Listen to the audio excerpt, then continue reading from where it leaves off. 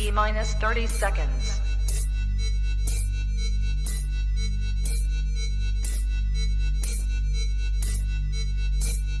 T-minus 20 seconds.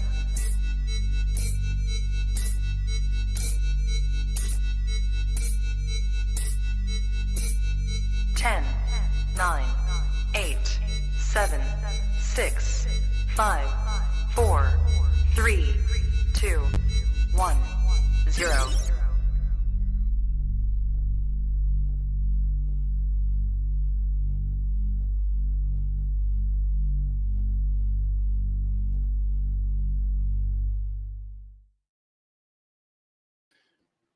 You are now tapped into the coolest reptile podcast in the world. Welcome to episode 406. I'm your boy MJ. What is good? Trap Talk Reptile podcast, live and direct. Hope everyone's having a great week. It is Thursday night though, man. It is time to get it popping. But again, my name's MJ. If this is your first time hanging out with us tonight, what is good? Welcome. If this is something that you're into as far as reptiles like chondros and all sorts of amazing species of snakes and reptiles, then do me a favor, hit that like button, hit that subscribe button, smash that notification bell, select all. You'll be on top of every single podcast I drop here on this channel. If you're more of the audio platform type of person, that's sick. Awesome. I am on all the major audio platforms, Buzzsprout, Apple Podcasts, Google Podcasts, Spotify, all the major ones. Don't forget to rate, review, and subscribe. No matter where you listen to this podcast, I just want to say thank you so much. Thank you for all the recurring viewers, all my subscribers. You guys are amazing. If you're looking for exclusive content, if you want to tap in more than what you see, if you want to get more behind the scenes, all right? More importantly, if you want to tap in with some people who are just all about the best being, but more importantly, longevity of the reptile hobby, like the long-time keepers, come join the Trap Talk Patreon family. Click the link below, very first link at the description below. Click it. As soon as you join the Trap Talk Patreon family, you get a link to the Discord, which will tap you in with over 170 trappers. All right. Then you also get a link to the Instagram group chat where you really tap in with everyone and just kind of just grow, man. If you're in a position where you're trying to meet more people, but you want to meet people doing it right, then this is the thing to join. I'm telling you right now, do it right. Set yourself up for success with the best. Love all my trappers, man. Also, every week we get together face to face. All right. Trap Talk and V Unit Zoom Sunday parties every Sunday, 6 o'clock Pacific Standard Time with my man Emilio. Shout out to the B Unit family. Appreciate everyone who comes and taps in with us. And face to face is where it's at, man. Get to catch up, man. We get to hear it from you guys on Sundays. So I love it, man. Thank you so much for all the love and support. Shout out to all the early birds in the building. I'll get to you guys in just a second. All right. Don't forget to follow me on Instagram, by the way. I've been forgetting to throw my Instagram plugs out there. It's been a long time, but Trap Talk God 619 on Instagram, and then also follow my podcast's Instagram page as well, Trap Talk Reptile Podcast, or just scan that QR code. All right, moving forward, you will see that QR code around here all the time. So if you ever just want to plug into all my socials, click that QR code with your camera. It'll pull everything up. And yes, do want to say before we get into things, support US ARC. All right, we need to support US ARC. If you're an animal reptile lover, this is what you need to be on top of. All right, because US ARC is here to fight for us. So why not help them help us? You feel me? Gold member on this podcast all day, every day. Best believe it. Thank you, Phil Goss. Thank you, the entire US ARC team. You guys are amazing. You're beautiful. I am going to say that tonight's episode is brought to you by someone who's killing it in the quail game. My boy Blake over at Blake Exotic Animal Feeders. Go to Instagram, type that in, check out what he has available, and he can ship anywhere in the United States. And like I said, best quail in the game. Thank you so much, Blake, for everything that you do. My animals are super stoked to be eating the best quail they could possibly get. Shout out to Blake. And also go subscribe to his YouTube channel, The Blake Exotic Animal Ranch, because he's one of the best doing it when it comes to reptile, animal, all sorts of animal. I mean, this guy has mammals, you name it. He's a big fish guy as well. I'm a huge fan of this guy's YouTube. He's not like sensational or anything like that. This dude's like, he is who he is. And so it's hard to come across content like that, really, because everyone tries to, it's like action, right? So fuck. Feels good to watch his content. Go check it out. Appreciate my man Blake. I also want to say, guys, it's about that time for that Reptile Super Show, the #1 show in the country. My favorite show, hands down. I see all my peoples there. It's a hometown show for me. And guess what? Pomona is right around the corner, man. Can you believe it? We're in November. Holy shit, we're in November. January is almost there. And when January comes, you can catch me, you can catch a lot of homies at the Reptile Super Show, Pomona. All right. Thank you, Rami, for throwing such an epic show. Thank you to anyone who's supporting Reptile Super Show and the entire team behind the Reptile Super Show. I mean, it's a family thing from what I see with Rami, and I love that. All right. So again, Reptile Super Show. To stay on top of things, go follow the Reptile Super Show on Instagram. Go to their website. Just be ready, man. Plan for it. You feel me? Also want to say, next time you ship your reptile, use Ship Your Reptiles, the OG in the reptile industry. Number one in the game. Shout out to Chad Brown. Shout out to Susie, my homegirl Susie, the entire Ship Your Reptiles team. Thank you so much for everything that you do for the entire reptile industry, being the best leading example when it comes to ship reptile company.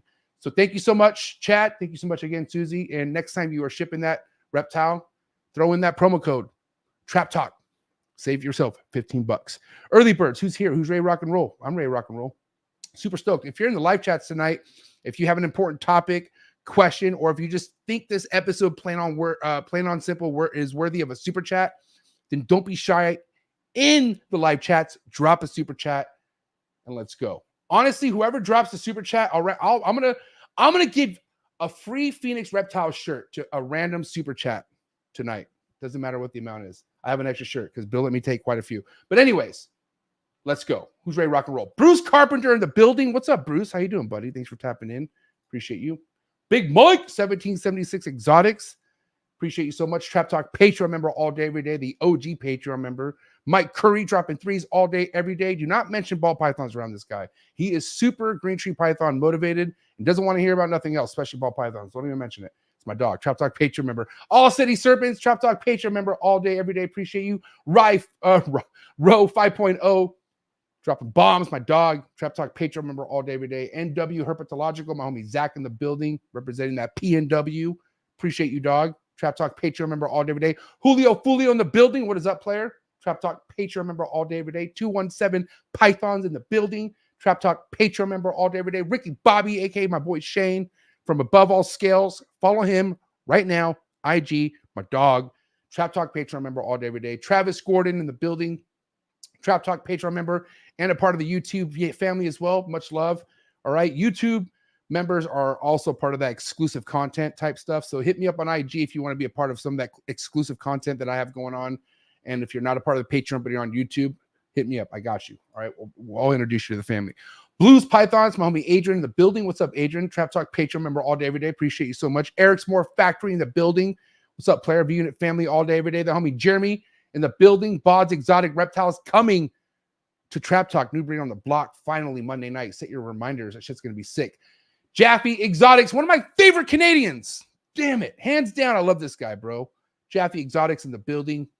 Go give him a follow on Instagram because guess what? This fool's very player in the ball python game, but slowly but surely, he's going to be converting to the Chondro game. All right. And you know what? We're going to end it early in the super chats tonight because I have something special. I have a little something to get you guys even more excited because guess what? It's all about the kids, man. I love kids. It's the future of everything. All right. I got somewhat of a local homie of mine who's it's my good buddy's kid's birthday. He's my friend too. His name's Cash. He's hanging out with us tonight.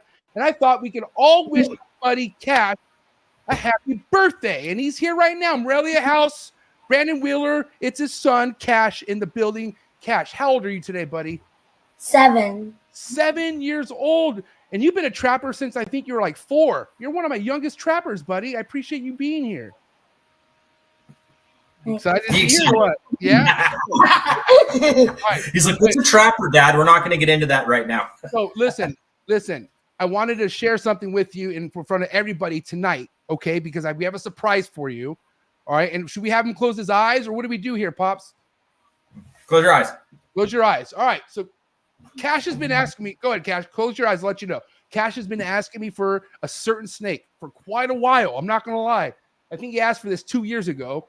And something happened where I just haven't been making them. And then I randomly made one. And this was something that he's been asking for quite a while.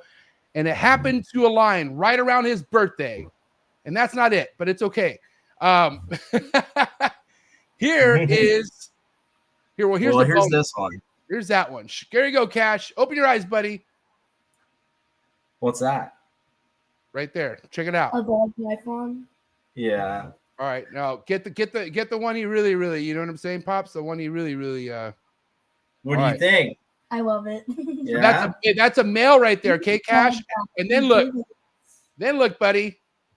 What's that? A white ball python. A white ball python. White ball python, man. There you go, Cash. For me to keep. That's yours. I don't want it back, buddy. I don't do give me backs, bro. Those are yours.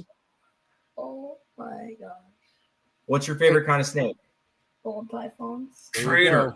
All right, Cash. I want you. Hey, Cash. I want you to do me a favor. Give your dad and mom a great big hug because they got you those snakes. Okay, so make sure you say that you love them. All right, and also be good in school, buddy. All right. I am. Because if you're good in school, you get more snakes. You see what I'm saying? That's how it works. All right. That's how it works. Hey, enjoy your weekend. Enjoy your birthday weekend. I love you, Cash. Have a good one, okay, buddy? Everyone give it up for Cash. You know what? Hold on. Let's sing Cash happy birthday before we start the intro. On the count of three. 1, 2, 3. Happy birthday to you. Ball Python's birthday to you. Happy birthday, dear Cashman on Trap Talk. Happy birthday to you. Oh my God, it's game time. Wow. Anything for the children. MJ, love the kids. Cash, stay in school. Be good. Love your parents. But it is game time, everyone. Do what you got to do to get your mind right. Do what you got to do to stay hydrated. My man is finally back for that round 2. We have James Opdahl from Captive Snakes, episode 46. Let's go. Choo! You ready for do more in the future? Trap Talk podcasts? Yes. Man. Only Trap Talk. Exclusive. Yes. Exclusive. Oh. So stop calling us. Scrub the spot, get the club to pop. When I come up with the crop, gotta love it or not. I'm hot from the hop to the scrub the spot, get the club to pop. When I come up with the scrub the spot, get the club to pop. When I come up with the scrub the spot, get the club to pop. When I come up with the scrub the spot, get the club to pop. When I come up with everybody, we do it. Everybody, we do it.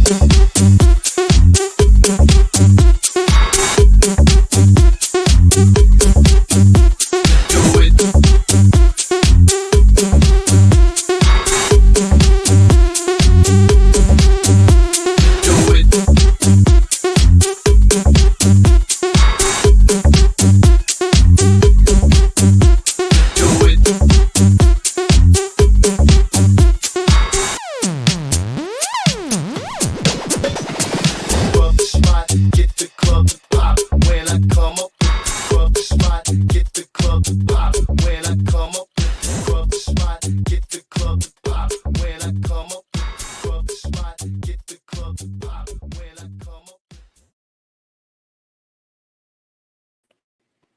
And he's back. James Opdahl, what's up, buddy? What's going on, MJ? How are you, buddy? Not too. Yeah, doing good, man. Just it's been a while. We missed you in Daytona, so you missed the excitement.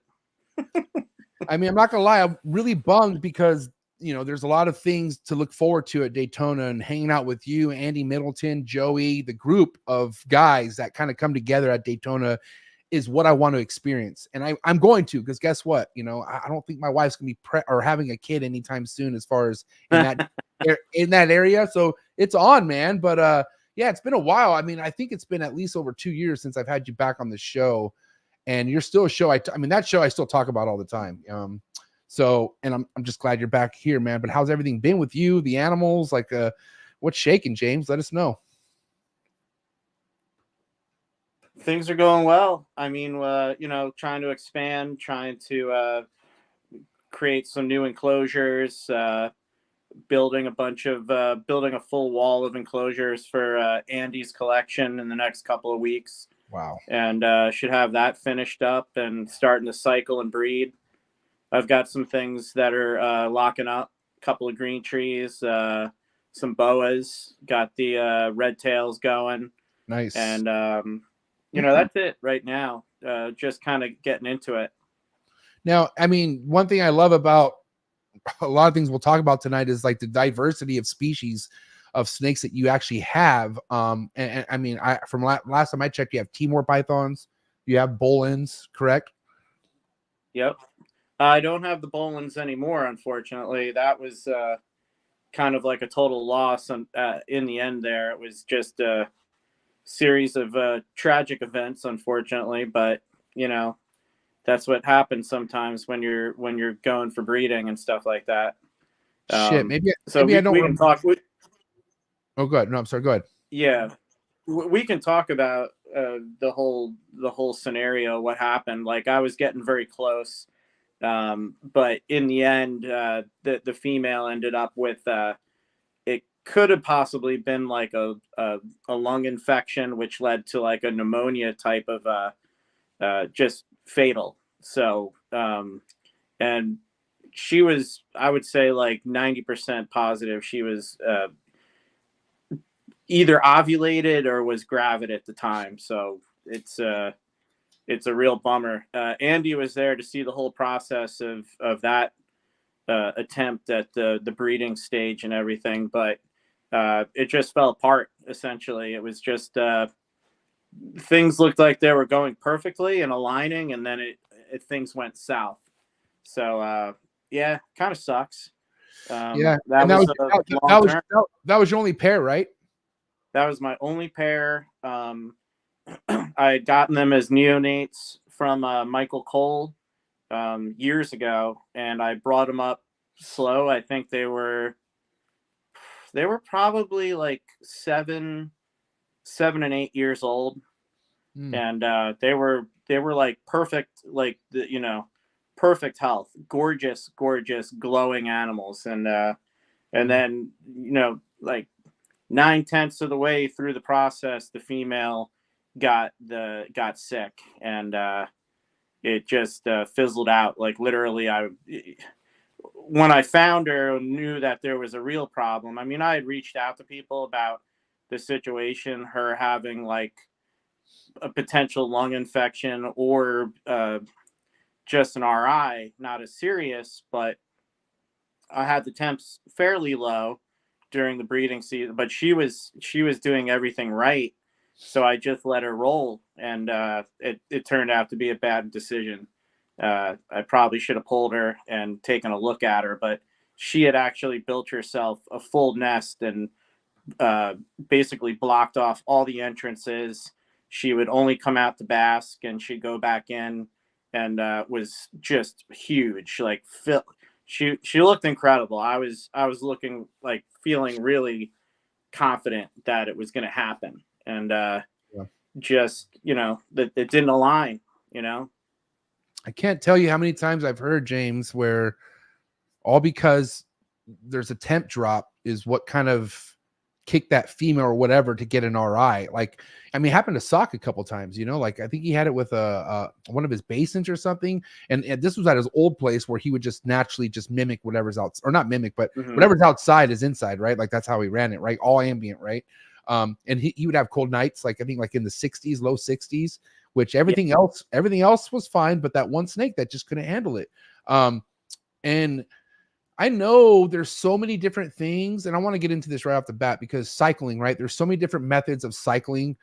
Some people say you could do all sorts of cycling to kind of better your chances, but do you kind of have to look at like if temp cycling is even worth doing if you're already getting behavioral breeding and stuff like that? Like, and I know Bolins is a whole nother beast, right? Because we're talking about something high altitude and nobody can really figure them out, but I'm really just talking about the chondros and everything else. Like, I know dropping temps could cycle or get something to go, but like it doesn't necessarily need to be something you have to do, right? You would think. It doesn't seem like you do need to do it. I think it can increase your chances. I think maybe particularly the males are potentially more fertile at a lower temperature. But with the females, I think when it comes to the cage temperatures, the enclosure, I think having a lower gradient in general at night could potentially lead to stronger follicle development in the end. I think that maybe the slower development and not just having like the heat at 24/7 is maybe detrimental. Maybe the follicles develop too quickly, which maybe could lead to weaker vein development in the egg down the line. Yeah, but like, you have people that don't go below 80 even at night. You know what I'm saying? And I feel like I just feel like, I mean, obviously 80. I mean, I think that might be okay, but I mean, in the jungle, I mean, it depends on where you are, but right. Most jungles get a little bit cool at night, but sometimes it is in the 80s all day and all night. But during monsoonal seasons, it does drop down. It may not drop down that significantly into like the 70s too often, but I mean, down in like Costa Rica, Central America, Peru, I've been in those places at night where it's in the 70s. I mean, not the Bolins I had dropped down significantly. I had them drop down to like 60 degrees, which technically should be okay for them. What I think was the problem wasn't the temperature. I think it was I had the humidity potentially too high with the cool air, and that's what caused the problem. The humidity and the cold together. Right. That's too like that's what I'm saying. It's so crazy, the balance, right? And because obviously there's issues if you don't give them enough humidity with the Bolins. So it's like that's why I tip my hat to anyone who just really establishes these things and just. But let me ask you this: do you feel like your Bolins would still be here if you never try to breed it? 100%. Yeah. I mean, damn. But the thing is that I had one pair. This was the one and only pair I had to work with, and my first time trying with all the information that I gathered and talking to people like Frederick over in Europe, who's had great success to make it happen. And it's things happen, and when you only have one pair to work with, it's it's do or die, and unfortunately it just didn't work out. And I mean, I feel like if I had another chance to do it, I could make it happen. I was very close. I feel they actually that pair of animals never looked better during the whole process. It was just the female. This happened, and it was basically I knew there was an issue. I did address the issue, but I didn't pull the trigger on changing what was going on. So let's talk about that. Let's talk about how you could have changed that. Let's kind of if for instance we could just go back in time, which God bless if we could always do that, right? But let's just say if you were to go back and change that, what would you change? I'm just curious. I probably would have brought the nighttime temperatures up another 10 degrees from the 60 degrees, maybe up to 70 at that point in time, because I think she was potentially already gravid, and where she was in the enclosure in the nest area, it wouldn't have really made a big significant difference. She could have come up to bask, but her ambient was 60 where she was. But it was interesting because when they would go up and bask under the heat panel, they'd go up there for a couple of hours, go back down into the nest area where she would retain high body temps for hours after basking in the nest site. So if I had just brought up the temps maybe 10 degrees at night over the course of a couple of weeks sooner and reduced the amount of humidity that was in the room, I could have probably resolved it, but I mean, it's hard to say. I mean, I'm not Johnny Biology, as Tommy Exotic might say. Yeah, man. You know, and the one thing you just mentioned, which is like, it is what it is. It's like when you're rooting on one pair, fuck, what are you gonna do? Like, you're up against a lot of odds because anything can happen. You know, and it's unfortunate that what happened is losing the female, but I mean, it's just like, it's why they're so majestic. You know what I mean? It's just, what do you I lost the male too. Whoa, I didn't know that. How'd you lose the I male? lost the male later on. Oh, wow.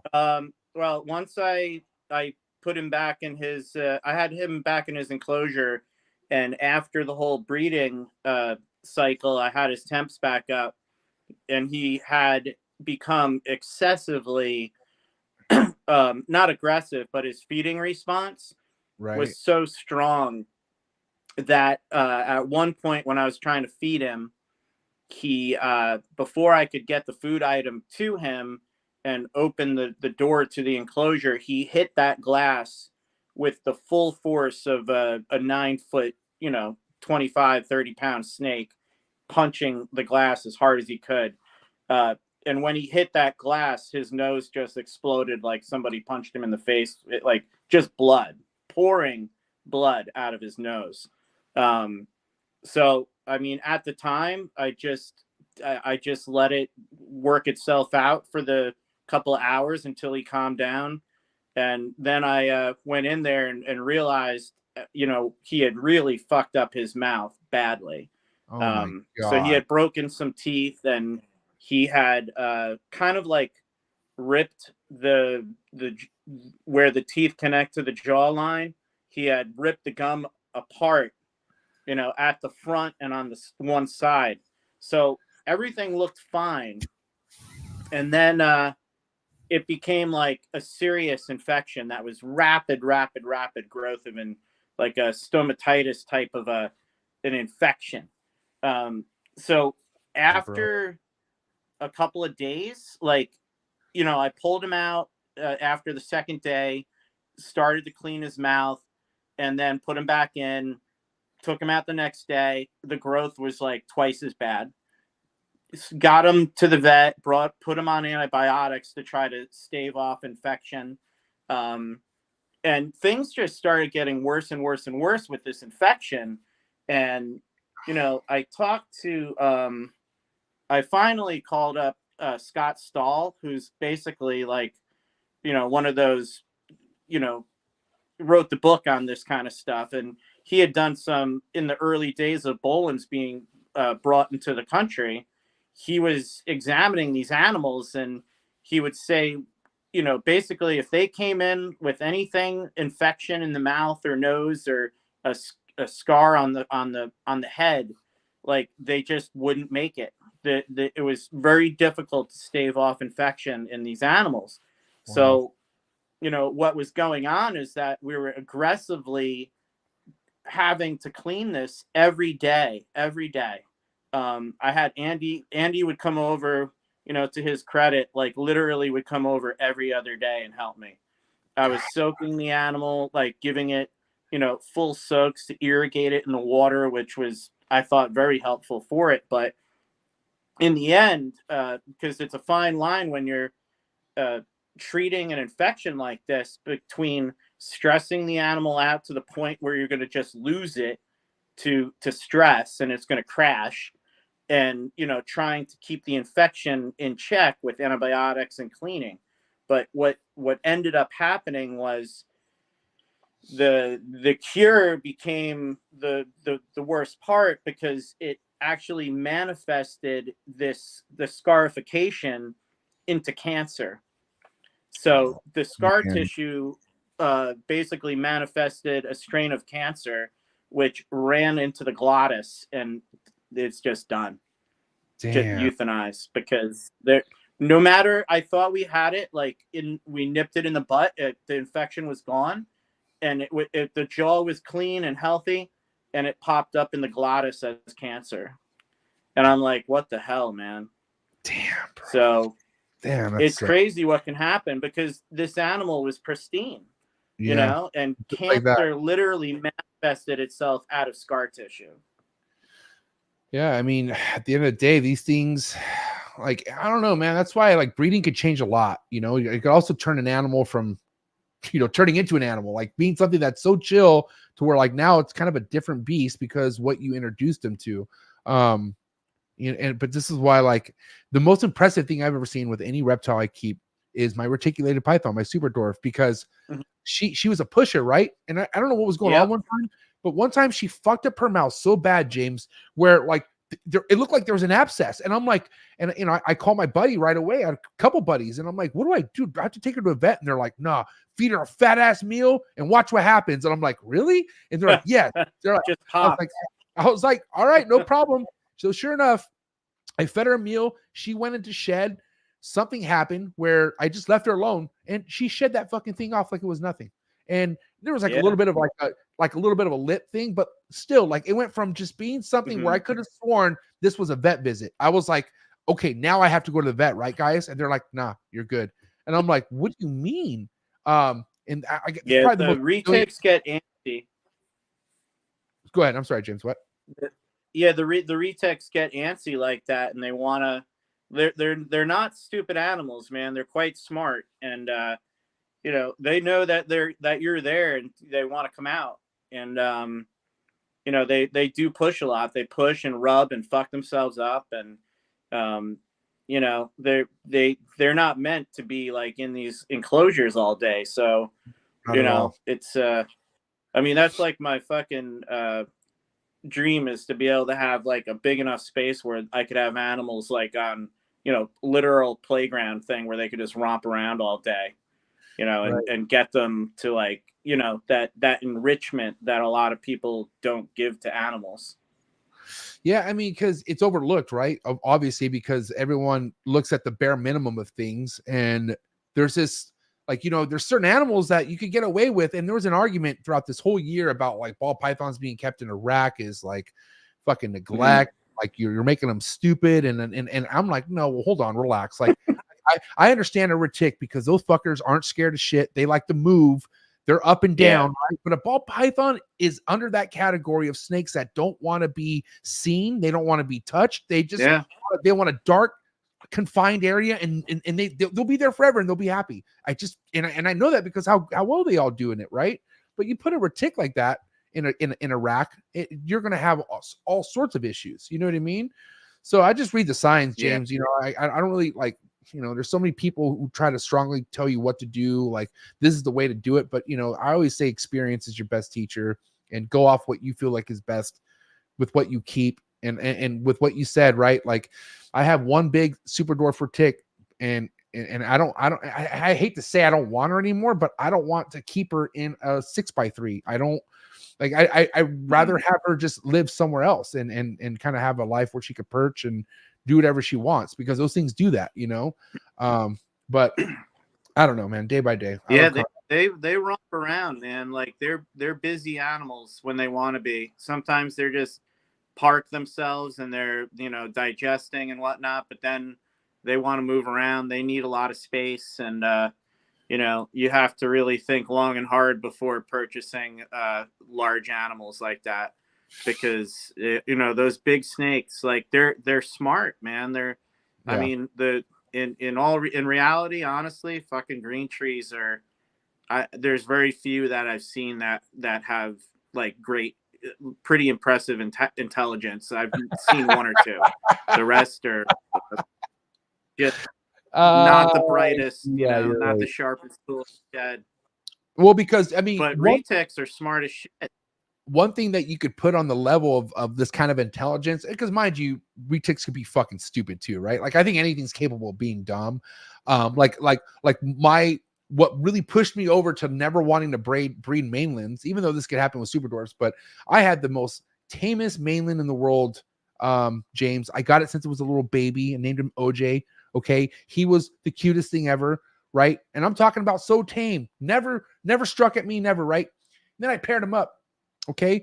Then I came back and noticed there was holes in him, and he was putting holes in himself for whatever reason. He was like, if something touched him, he turned around and would bite. He would bite himself. And then he was like, And then if I would go in to take him out, he was fucking like trying to bite me. And I'm like, what is going on with this snake? You know what I mean?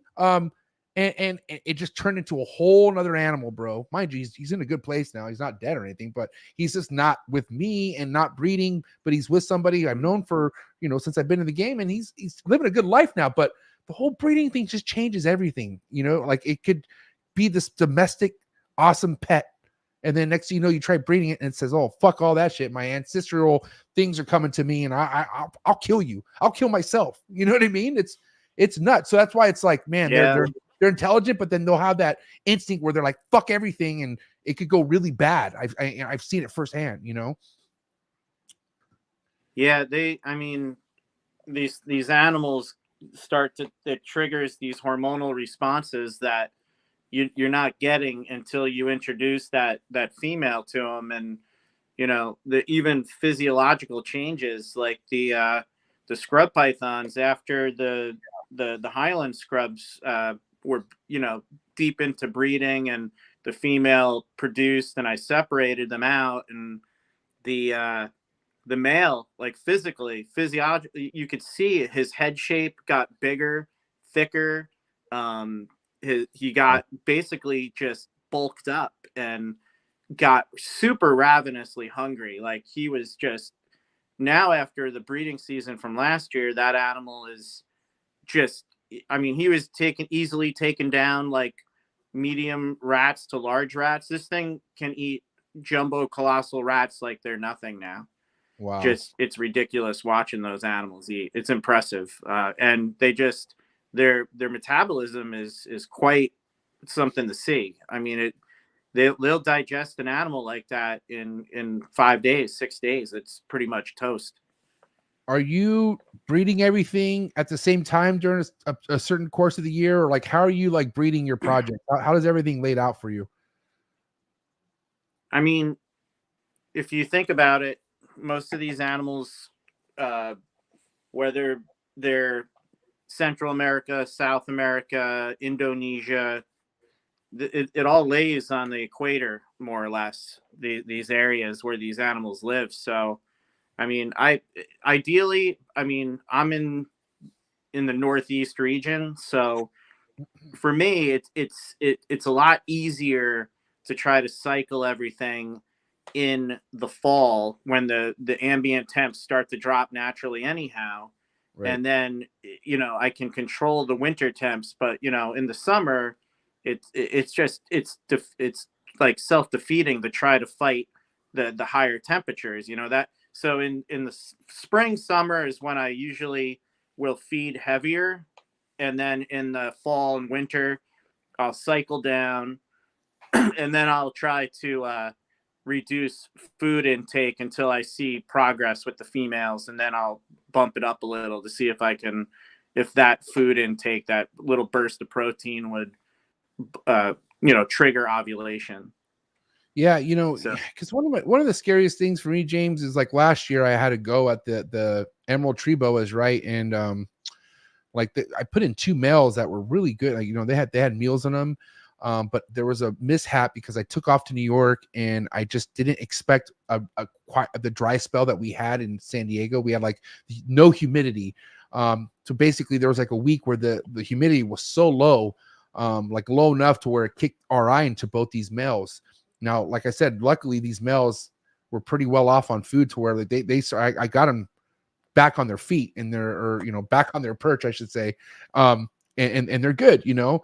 But you have people who like to go into breeding where like the males aren't really like there's not much in their system. Like they're not that they haven't had any meals, but there's like a point where there's like no food being given to them, right? And that's because that's part of the food cycle. And then you hope for action, and then you feed them afterwards. But I'm scared to, you know, having a male get sick when it does not have a lot of food in him, and then he's fucked. You know what I mean? Because a lot of times that's what happens. They can lose a lot of weight during the breeding season if your males are actively breeding, and you can breed them to multiple females, but it depends. I mean, some males will go off feed like immediately. Others will just feed continuously throughout the breeding season, and those are great ones that'll breed and continue to feed. So it's just you have to just keep an eye on them. You can also soak males in between and rehydrate them, because some of these animals will be so determined to breed that they're not even drinking, Yeah, that's so true. Yep. you can at least put them in a soak. Like when you pull them out from the female, put them in the soak for a couple of hours. Usually they're going to drink if they're somewhat submerged, and then you can pop them back in their own enclosure and try to give them a feed. But I mean, that's why I feed more heavily in the spring and summer, to build up those reserves for the breeding season in both the males and the females. So around what time of the year is, like, I guess you're not feeding as much? It'd be around right now, you would say? Yeah, because when I have males and females together, it makes it difficult to feed like the other animals that are right in the enclosures next to them. It's like, if you start feeding and then if they're locked up or not locked up, you're looking for some issues with, an aggressive feeder female in the cage with a male, and you're opening and closing enclosures, and you're getting a feeding response. And I mean, you could just have a female just grab a male right by the head and just mess them up bad. It's happening. And you're not even trying to feed those. It's just something that usually when these lights go out, these animals are all fired up. If I open a couple of enclosures, they think it's time to feed.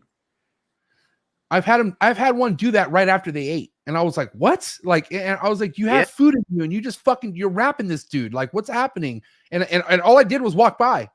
It was at night, and this was back when I was at the old trap, and I had him in tubs. And I remember whatever chondros I was breeding in tubs, I'd put towels over their tubs and just kind of like, but mind you, there was like a little bit of, you could see a little bit. And I guarantee it was right when I walked by, you heard like rumbling. And I'm like, whoa, what just happened? And it was all because I walked by and she fucking fucked them up. And try separating two fucking chondros wrapping each other. That's terrible. Terrible. I hate it. Yeah. Want to know what Bill Siegel does? I've had to deal. I fucking dealt with it, man. It sucks. I mean, you only have two hands and two snakes, and it's usually what I do now is if I have that issue happen, I just fucking hit them with the hose, man. Fucking spray those fuckers with the water, because they'll break off. They'll fucking break off. But if you start fighting them, they think they're just trying to kill each other, and they get tighter. So yeah, it doesn't help. Let them fucking duke it out. Yeah.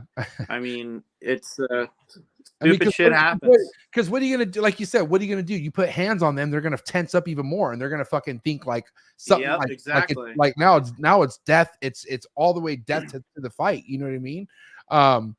Yeah. Any bit of restraint is what they're going to they're going to respond as you're fucking trying to murder me. And that's it. Yeah. It's not going to be a good thing. I've had a good buddy of mine who said, well, you know what? You want to know what happens when I saw that happen with me? I just simply shut the light and walked away. Because it's like, what are you going to do? Like, they got to figure it out. You know what I mean? So, but it's either that or that female's going to have a big meal, one or the other. Yeah, man. But, for any new person, that's a lot to take in at first, for anyone who's never seen that before. I remember I tried letting it happen. I had no choice but to go in there and rip them apart. And it was very stressful. It sucked, but they're live. They're both here still to this day. I mean, like, you got to unwind these things that are like spring coils. They're not wanting to be unwound. Trust me. It's like, try getting something away from these things when they want to eat it or kill it. It's not easy. They're small, but they're fucking strong. Right. Now, I'm curious, James, how big are your years overall now with chondros? I mean, overall, how many clutches are you averaging a year now? I mean, it's always different. I mean, I can get like, sometimes I've had like 1 or 2 clutches a year. Sometimes I've had up to 5 with, different results as far as the fertility rates, or a good year is 5 clutches would be awesome, but it's last year was not that great. This year was not that great. I had one good clutch, fully fertile clutch, and that was the Blue Deuce Biak, Sky Topaz Biak, and that's a great pairing. Yeah, legendary. So, yeah, it's 50% blue line on both sides with 50% two different Biak females involved. So you've got some diverse blue blood and two different types of two different red Biak females on the other side. So they're going to be good. I'm pretty psyched about them. That's the clutch that Joey had bought the female from me that I produced. And the male was from Christian. That was the Blue Deuce Biak. So that clutch was a great clutch in that 100% hatch rate on day 55, all pipped on their own. They stayed in the eggs like for a day or two. 0 yolk left in the egg, not even umbilical or any remnant attached when they came out. So they were like super robust, pudgy babies ready to go. Right. Super healthy. Didn't pip a thing. Everybody came out great. And 100% great feeders. There was one that didn't want to feed for the first couple of times, but after the third, so basically what I'll do if they're not going to feed in the first 2 weeks of me doing not the first 2 weeks of life, but the first 2 attempts at feeding, I'll give them something. I'll pop like a part of a mouse tail or a pinky head or something and just assist feed them. And if you pop it in their mouth, they'll 90% of the time they'll eat it. So that's what that one was doing. I pop it in its mouth, it would eat it. By the fourth week or something like that, I got it to eat on its own. And now it's like an aggressive feeder, and it was a really nice animal too. That's good. Yeah, the others all ate first time. I usually will use chick down for the first attempt of feeding everybody because I'd rather leave with a positive result, because I think the chick down does help to some extent. So I might as well just give everybody a little chick down on their food item, and anybody that, I can wean them off of it by like the third feeding usually. Do you wash the pinky or do you wash the pinky off completely before you put it on check down? Yeah, I usually thaw everything in warm water, and then I'll bring the temps up, and then I'll after a couple of times of washing them and bumping up the temps of the water to heat them up, I like to give them a pretty hot food item to get a good response. Then I'll just kind of roll them in chick down lightly and give it to them. But are you using any like soaping product or anything to clean them the pinky off? You just washing it with cold water or like just whatever? Just water. I mean, I get fresh straight from the breeder. So I usually get them freshly euthanized or live. So they're but I find that frozen thawed is easier to feed most of these first time feeder neos than a live pink, because if it pokes them the wrong way or something like that, they get freaked out. So it's just they're one of those animals that it's easier to present it to them in a certain way than to give it to them live. The same thing with the baby scrub pythons. I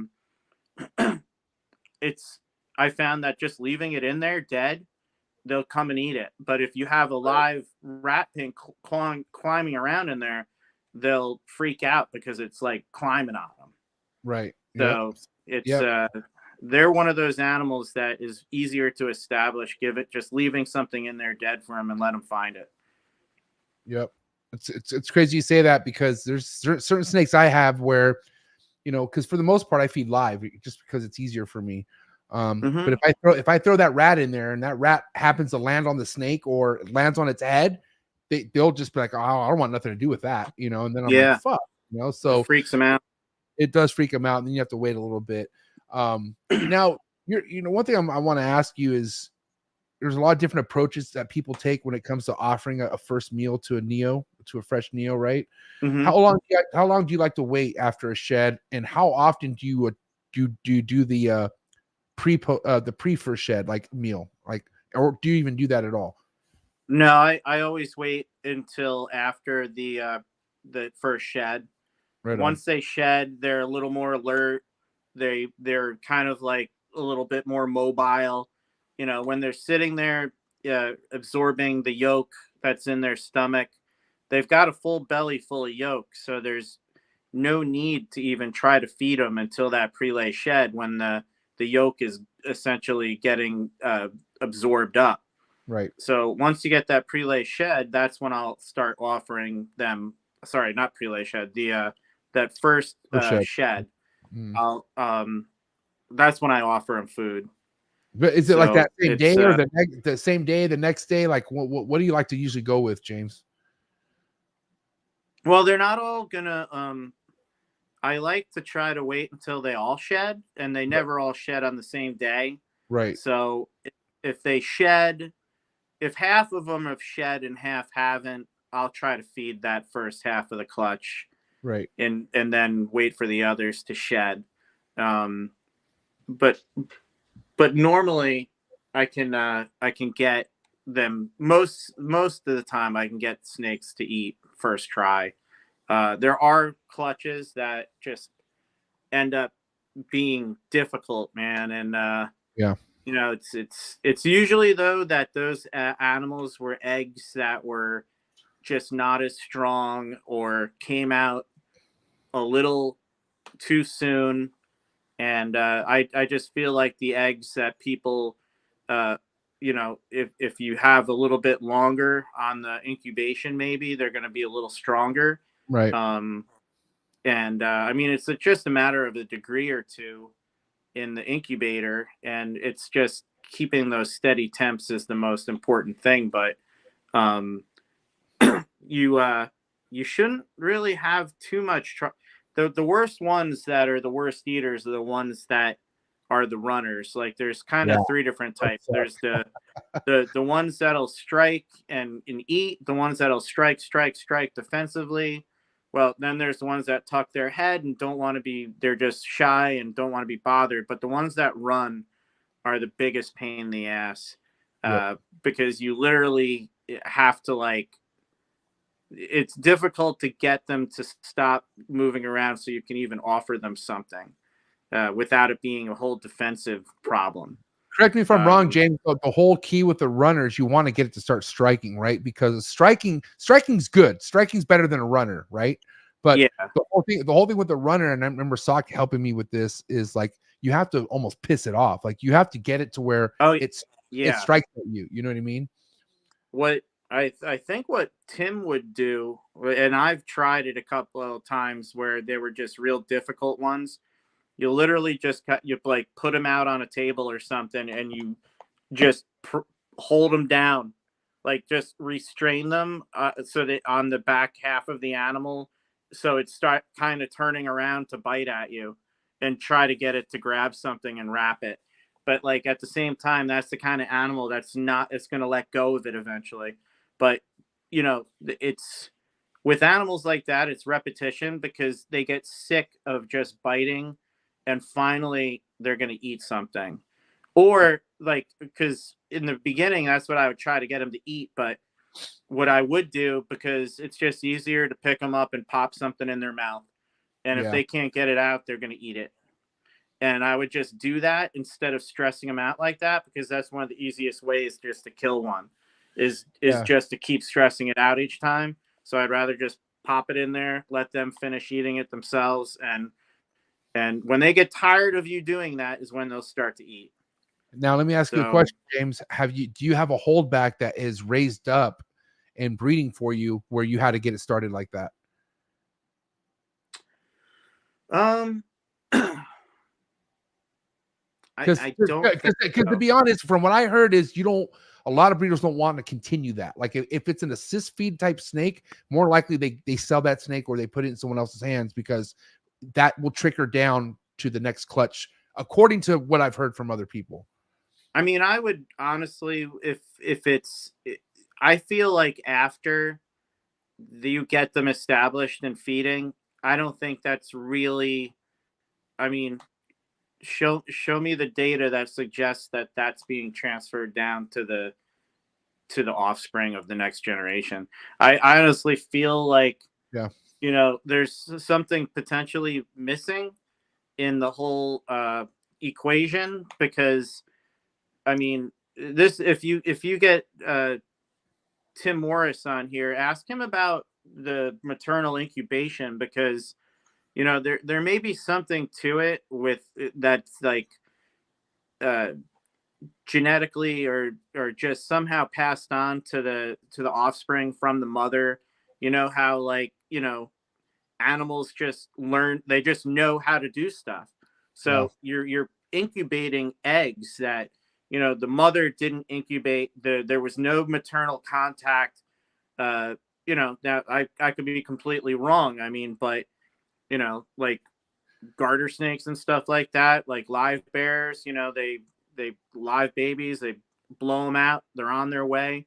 But then there's animals like rattlesnakes, dude, like those babies stay like quite close to the mother and those sites. Like, you know, maybe there's that point that we're missing where there's some sort of contact that triggers information to be downloaded into these things' brains that they're not getting. And you know, we're feeding them mouse pinks where it's like the furthest thing from what they're supposed to be eating is neonates. You know, like I was saying the other day, is like maybe the ones that don't want to eat this shit are the smart ones. You know, it's like, why are you feeding me this shit? I'm supposed to be eating a frog or a lizard. So, right. And you're feeding me at night. I'm supposed to be eating during the day, according to what people say in the wild these neonates are doing. They're day hunting. So, I mean, you got to figure it's not really, is it the genes? Because if that was the case, it's the same genes as the rest of the clutch. So, I just feel like that's not really something that I would worry about too much. If you can get them going, I would say if there's something like neurologically or physically wrong with the animal, and that's why it's not, you know, developmentally it's not eating, that's a problem. But that's completely different. Right. Yeah. I mean, I just think that some of them, you know, just don't get it. But like that animal, it took 2 or 3 times. And then I was like, oh, I'll get it to eat. And sure enough, it started eating on its own, no problem, after like 3 tries. Right. So, and now it's a great eater and it's beautiful. So like, I think that, and you know, I'm sure I've had some that I've kept that were probably difficult, because, you know, those aren't the animals that if it is difficult, then you've got to think in the back of your head, maybe when I ship it or something, it could regress and be then difficult for somebody to get reestablished at their house. So, I mean, usually those are the ones that don't go out the door first. They're the ones that do stay longer, you know? Yeah. I mean, I simply just think about, okay, let's just say I have this snake I produce and I have to assist feed it, but then the parents are stellar and they eat great. Well, then there's no, I mean, I don't see where the generational issue is here. Like if it's coming from solid parents and it just happens to need to be assist feed, I don't think that's something to, like, you know, fucking put on the resume and keep it a part of its life forever. You know what I mean? Like it's a step, and I think you can move on. Now, one of the things I went through, James, recently last year, because, you know, everything is in stages, right? You know, you wait for the clutch. That's the easy part. You get the eggs, right? Shit, I would say the easy part is getting them. And not that it's easy getting them to emerge out the egg, but that's where the real work starts, I feel like, right? Because first you're wondering what kind of eaters are they, right? And then I had experience where all my neos were great eaters. And then about the 3rd, 4th meal, one after another just started prolapsing. And I don't know why it was happening, because I don't want to say I was prepared for this, but I was told that lack of humidity, they don't drink water, and that's what leads to prolapses. So I was like, well, I'll make sure my humidity's up. I'll put nothing but water at the bottom of their thing and change it every day and make sure that they're drinking water. But the fucking prolapse still happened. and I scratched my head over it. I and over don't again. think that. I mean, I don't think that that's the problem. They're romping around in there at night. They know full well where that water is. An animal that's thirsty is going to drink water. Right.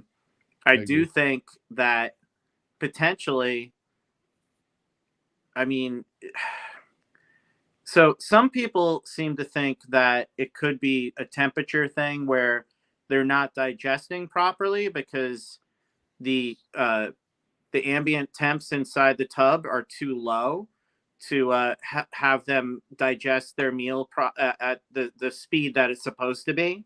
And that's why they're prolapsing. I don't know if that's true. I don't know. I mean, if you know anybody that can tell exactly why the fuck that's happening, I mean, please show me some data, man. I just don't know, because like it's random. They can I've had a couple that, you know, were it's always the best looking fucking ones too. And yeah, it's terrible. And it's like it just happens out of the blue. Like this last clutch I had, thankfully, you know, just everybody's textbook, eating, shitting, shedding, no problems. And then you know, a couple of people recently have told me that they've been having like prolapse issues out of the blue. Same kind of temps I have, nothing different. And there were like even more established. So it's happening like later. So I just don't know. I mean, maybe there is something to the temperature. I know that Christian likes to keep his temps for the babies a little bit higher. And he's never had a problem with it. So there might be something to that, you know. But then again, I mean, you're talking about literally a degree or two different. Yeah. I mean, could it be that simple? I don't know. Yeah. Well, better luck next clutch. That's all you can do. Chalk it up and say fuck it. On to the next one. Yeah. I mean, there's some clutches that just I've had some clutches where I had one clutch in particular where I just I just couldn't get them to eat, and there was a lot of them. Like I think I had like 18 or 20 of these things, and a couple of them ate fine. First feed, first try, ate. After that first feed, they never ate again. Yeah. And it's just weird. I was like, what does that happen? Why does that happen? So I mean, some of these bloodlines are better than others. I mean, as far as the pairings, maybe like some of them are just, I don't know who I was telling, but I like some of the pairs of locality animals that I've done in the past. I feel like they're so robust that it's almost like a type of like hybrid vigor, like the Highland Beox and the Aru Beox pairings. Those animals are like beast mode, man. They're robust. They not a peep out of them. They're just aggressive feeders, and never a problem. And you know, and they produce like beautiful results as well. Like Aru Beox, you get beautiful high yellows out of them. All sorts of shit. Now, a lot of the stuff that you're producing right now kicks you reds and yellows, or is it just primarily reds? Like, what are a lot of the color neos you're getting nowadays? I mean, I work with primarily reds, but I like the yellows. I like the high yellow animals that come from yellow neos. So I've got Crown Worm, which is like extreme high yellow. I think he's probably one of the highest yellow animals in the country, if not the most high yellow. So yeah, it's just some kick-ass genetics with that animal, and the stuff that he produced. Some of them stayed high yellow, and then others like remained quite yellow until like they all of a sudden just turned like quite green overnight. So yeah, that's Crown Worm. What color was this? So this was a yellow neo? Yes, that's a yellow neo, Wow. and he's ridiculous, man. That is Unbelievable. That is ridiculous. And he's a star breeder in your lineup, or what's going on with this guy? Yeah, he was just locked up with a really nice Aru female that Wow. like I said, I like to use those Arus for high yellow projects because they express it really well. Right. So like if I can get him with that Aru, he locked up with her multiple times. So I think hopefully he'll get the job done this year. And then I might have another female for him. I'm not sure yet. No other no other yellow neo projects than that right now this year, I don't think. I have one more Aru I might put him with, but I have to see how that's going to work out. It was a weird pairing last time I tried that one.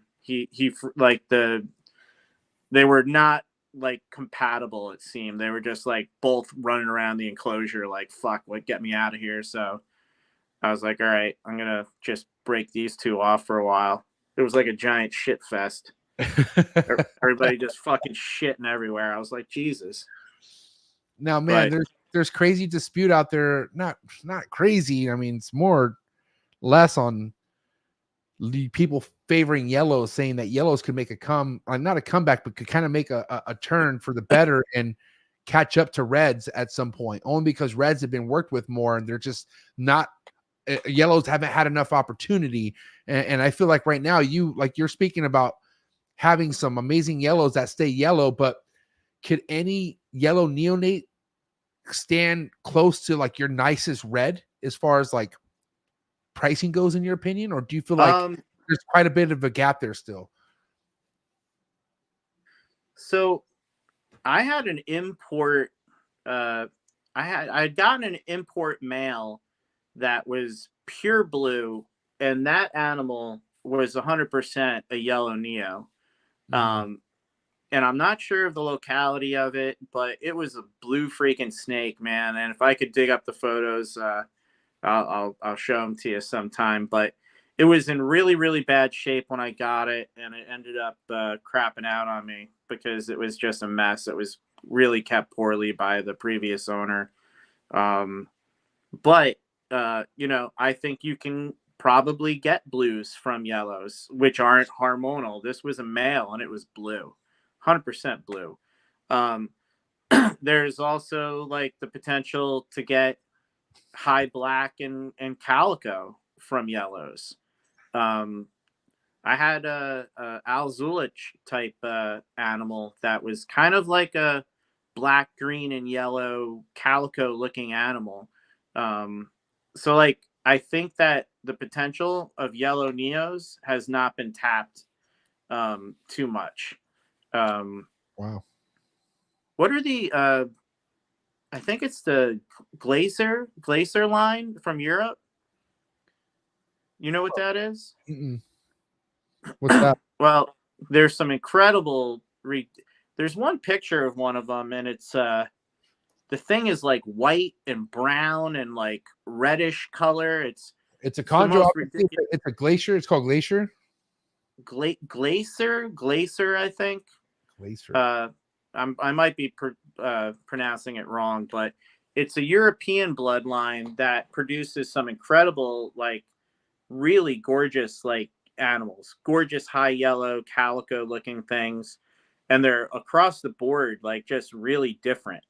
So like there's a lot of this potential that hasn't been tapped into for yellow neos. So, and then I think like potentially you're getting a different, if say you're breeding reds to yellows and getting mixed clutches, maybe those mixed clutches putting back to yellows or something, reds to yellows, it's going to change something. So, I mean, it's just experimentation and trial and error.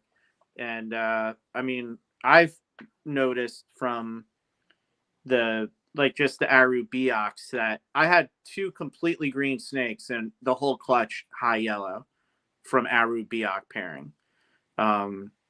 If you get Highland Beox, I mean, you can get all sorts of variations. So, I mean, if you're crossing localities like that with reds, I mean, you can imagine you do the same thing with maybe red to yellow or yellow to yellow from different localities. It's going to trigger those same kind of, I mean, think of the variability that Beox that are reds give to a pairing. You know, I think that you can get high melanism in animals that are bred to Beox that are reds. So, right. I mean, try that with different localities of yellows and see what happens. I would imagine that the possibilities are literally endless what you could produce with these things. And I don't think because with all due respect, chondros are hot right now. Like that's something a lot of people want to jump into, and it's like a lot of people are trying to jump into something that's going to guarantee to turn a certain color, or they want something where like they want the end result right then and there. But I'm like, you realize that you could if you're really trying to get into breeding at some point, you can make that yourself, right? And I think that's where a lot of people don't understand that a lot of this stuff came from stuff that didn't look like this at one point, and it turned into it. I mean, there's a lot of different locality breedings that produce these bloodlines. Right. But, to be honest, like, I feel like maybe 15 years ago, the stuff that was coming into this country imported like adults and subadults were like just ridiculous looking animals that you could get your hands on that are imports. And that has completely changed. Like you're not seeing that variety of imported animals now. Very rarely you're seeing really unique killer looking snakes. But the the other thing is that the people that are wanting to get into this are, if they're a first time keeper, or they want a green tree, or they're shooting themselves in the foot because like it's a pain in the balls to establish imports. It sucks. They're like the Beox are complete little assholes. They're biting you, shitting all over the place, like jumping on you. They come in with fucking nematodes. You get them with mites on them. They've got stuck sheds. They're dehydrated. So you're starting behind the 8 ball, and they're like, oh, but that's the snake I want. I mean, good luck. I mean, more power to you if you can get it to happen. But, honestly, I feel like unless you have some experience in dealing with these, that you should probably wait to buy and save whatever it is that you want to get a captive bred animal. Because, I mean, it's not easy. A lot of those animals just shit the bed on you as imports. It's unfortunate, but when they just don't come in that great, and you have to get them as soon as they come in so they're not sitting around somewhere being, kept like shit. I mean, that's what's going to happen. But, you see it over and over again when people are like posting, they're like, oh, I did my homework and, here's my animal and my setup. And it's like a fucking train wreck. I mean, you can only see that so many times, and then they get, upset when people start fucking calling them out. Like, well, and then the thing is, they all say, well, the breeder said it was captive bred. It's like, you bought it at a show. If you did your research, you're going to see that. I mean, who's breeding captive bred Beox, true locality Beox in this country right now? 5 people. Patrick Holmes. Yeah, one person. Soon to be me. So hold on. Like, but all these people have captive bred. Yeah. Well, yeah, there you go. I mean, there's not a lot. I mean, I've been doing this for, I don't know, I've produced green trees every year for the last like 14 years in a row, but I've still never done a pure locality Beox pairing. It just never, the cards didn't align, the stars didn't align for it. But, I've done Aru. I think the only locality I did was an Aru pairing. But Yeah, and, you know, and I go ahead. I'm sorry. I love the locality animals, and but you know, the back to get back to what we were really talking about was that, you know, you can take everything with a grain of salt. You fucking buy an animal from a show where they have 20 different types of animals on the table. They're not fucking going to be captive bred.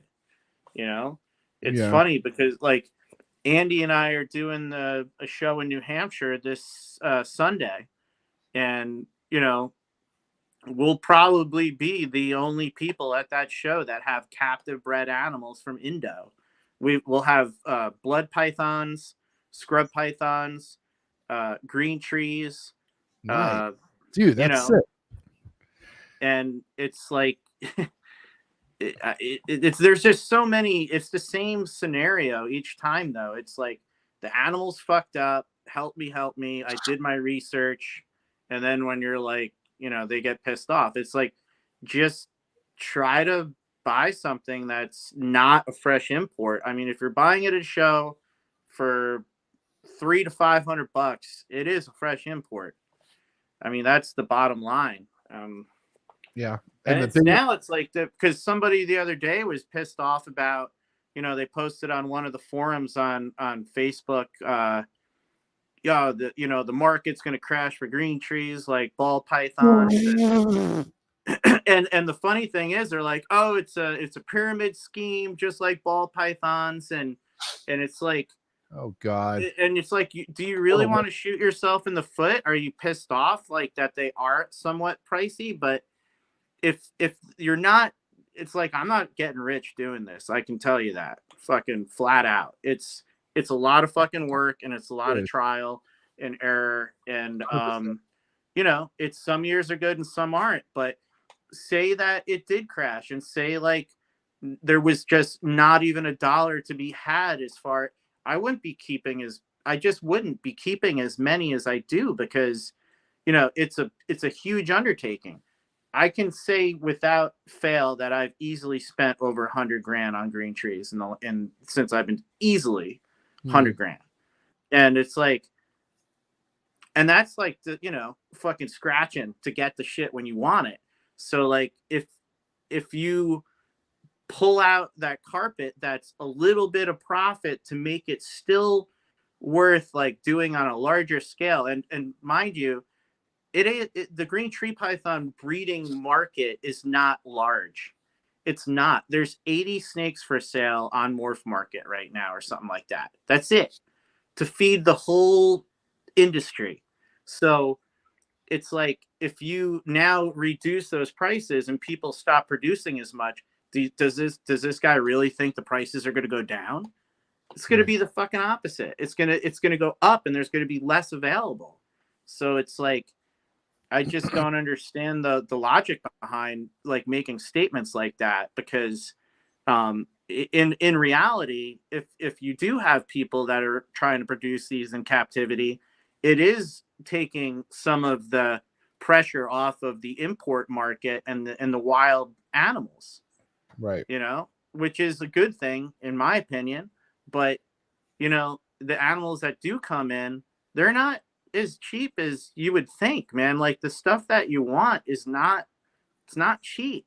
Like now imported arus are like $1,000 to $1,200. So like, so if that's $1,000 and it just came into the country and you have to do all this work to establish this, is the fucking sky topaz 50% blue cross Biocs that are red neos, are those supposed to be just $2,000? I mean, it's just it doesn't make sense. It doesn't add up. No, I mean, at the end of the day, just like anything else, you get what you pay for in this world, right? And you need to understand that if you want something that is going to be more than likely not the headache, like if you want to start off on the right foot, it's gonna cost, right? And I think a lot of people are just in so much in a rush, you know, and that's the one thing people make. That's the biggest first learning curve with anything with reptiles, is someone who's in a rush. You can't rush shit, you know, and really, because the timeline's not on your time. It's not when you want to get it done. It's however it is, what it is. But right now, with how things are, with how much established captive born and bred chondros are going to be available, or even are available right now, you're like, this isn't the 90s. Like, you're better off just going on the right track right away versus having to learn like a lot. Like, I went through the fucking, oh my God, I went through hell with imports, bro. But like most of these are still here, but you should see my freezer. My freezer's stacked. You know what I mean? Yeah. But dude, it's I've gone through a lot of import animals trying to get into this, and I mean, some of them established well, and then I mean others they've just been through too much, man. They're just not going to make it, especially the younger ones. They've just been through the ringer. But like, and even like the guy who posted this, he went as far to say like, oh, and the breeders don't give a shit. It's all about money, and there's no support. I mean, I tell anybody that you can call me at any time and I'm going to help you. And I've always done that. And there's plenty of people that do that. I know, like fucking Tommy, Christian, John Irby, all these guys, man, they're there to help people.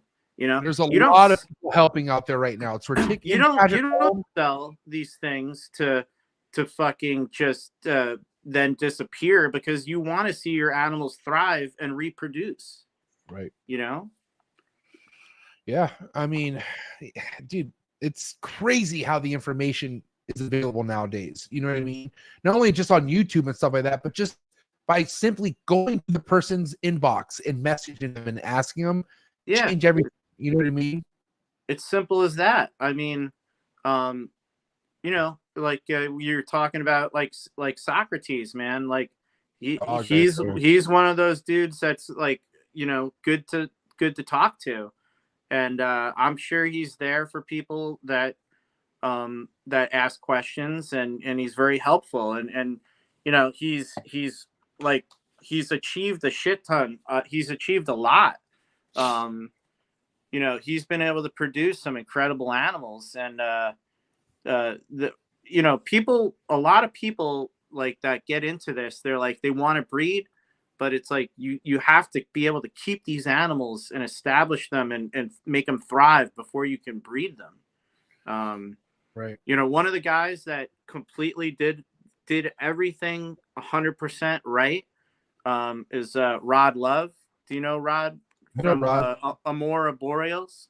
Yep, I know Rod. Shout to Rod. So like, dude, he started with Neos. He talked to different breeders. He bought all the Neos from all these different breeders, raised them up, and just everything in his collection looks absolutely stunning. And he paired things up perfectly and has produced multiple clutches from these animals that he raised from babies. Yeah. And that's how he did it. He literally was one of the few people that like listened to everything, and like yeah, he's got a fucking great success with it, man. He's got gorgeous animals. And he's super low key, man. He just does his thing. And yeah. I came across his page. And it was crazy. I met him with Dave D, Bill Stiegel, a bunch of fucking people at Tinley. He was with the whole crew, and we had lunch together and everything. But it's just like I said, he's very low key. And so I came across his page, and I introduced myself. He was like, "Hey, man, I met you at Tinley." I'm like, "Oh, you did?" And I was like, "Bro, your shit is nuts, bro." Like He's like, "Yeah, man." I was like, "I don't really do much. All I'm trying to do is produce the coolest looking chondro out there." I'm like, I could tell, like, you're fucking doing it, man. Like he has amazing shit. He produced a clutch with his Sirac Lagatha that he got from Christian and I. I think he produced that last year, and then this year he produced another clutch that was from my Lemon Dream Zulich Cross Aru Biak male. So it's like a high yellow from yellow, and I can't remember what he paired that with, but like fucking amazing results. Beautiful. Yeah. Now, I mean, what do you think as far as your pairings go, like moving forward? Like, is there anything that you are trying to do different that you haven't done before already, James? Like what is the next move for you, and like, you know, the next big chapter with breeding chondros with the designer pairings you have and whatnot? Well, the one that I'm hoping for the most is the Sirac Lagatha that Christian and I produced, my female, to a male that I got from Tommy that is a sky topaz Biak crossed with a Andrew Amon blue to blue Maniquari. So that male that Tommy produced this animal with, I produced here, and I also produced the female for him. That's the blue Maniquari to Andrew Amon. So they're two killer animals. The male is a sibling to the female that Socrates bred to what's the Optimus Prime? I think it was Optimus. So yeah, it was a blue sky topaz Biak female. Okay, yeah, you're right. So he's been locking up with her. So that would, I mean, I think it could be one of the best pairings that, if not the best pairing I've produced here, if it works out. And overall, I mean, what were you gonna say? I mean, I think like that's kind of like going for those high blue and black calico type animals, that pairing. But I don't have anything like super like, you know, thinking outside the box pairings this year. It's like I want to produce those high blue and black type calicos. I want to produce high yellow animals with crown worm. The Serac Lagatha is the one that I think I sent you the pic of. Right. And that's the one I call the thickness. What's something like this more likely to turn? Is this going to be a blue snake? Is that? Did Andy send you that? This is posted on your account. That up? This is on your okay. Instagram. No, yeah, that's going to be completely like very, very blue. That is from Christian. That's the clutch. That's the velvet to signal herp female. So Christian and Tommy did a joint pairing to produce that and the whole clutch. This is like one of the least impressive of the clutch. Wow. The others are ridiculous. They're blue to blue and black and red and brown calico, like outrageous. The whole clutch. It's one of the best pairings. So, and how'd you get your hands on this one? I got that one from Tommy. Damn, what a score! How many siblings in the clutch do you know? Maybe there was 14, maybe 14? More. What the fuck? They're like ridiculous. Oh my god, 14. Tommy's got like 2, and then Andy's got one. His friend Aaron has one, which is pretty outstanding. I'm sure that I believe I thought Irby got one. Dave D might have 2. I don't know. Christian held one back. These are ridiculous animals. They're crazy. Absolutely outstanding. God, I want this so bad. I think there's a video that I also posted that's of the pairing that I have with the Sky Topaz. Can you see where I'm at on your page? Yeah, keep scrolling up a little bit. It might be with video with like that stick. It might be that one. Which one? This one right here? Yeah, in the middle. Oh my god, look at that. That is the Serac Lagatha female.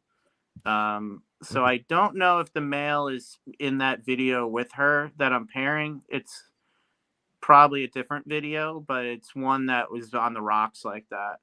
That is insane, James. Yeah. Like that is just not, like you're getting you're getting everything that like in one snake. You got the blue, you got a little bit of yellow, and then you have like the black. Yeah. And the tiny bit of green. This is everything I want a snake. This is crazy. That's what I like. That's my favorite. Over the pure blue, I like this. Yeah, I would take I want over more blue. black. Yes, yeah. You're right. Interesting.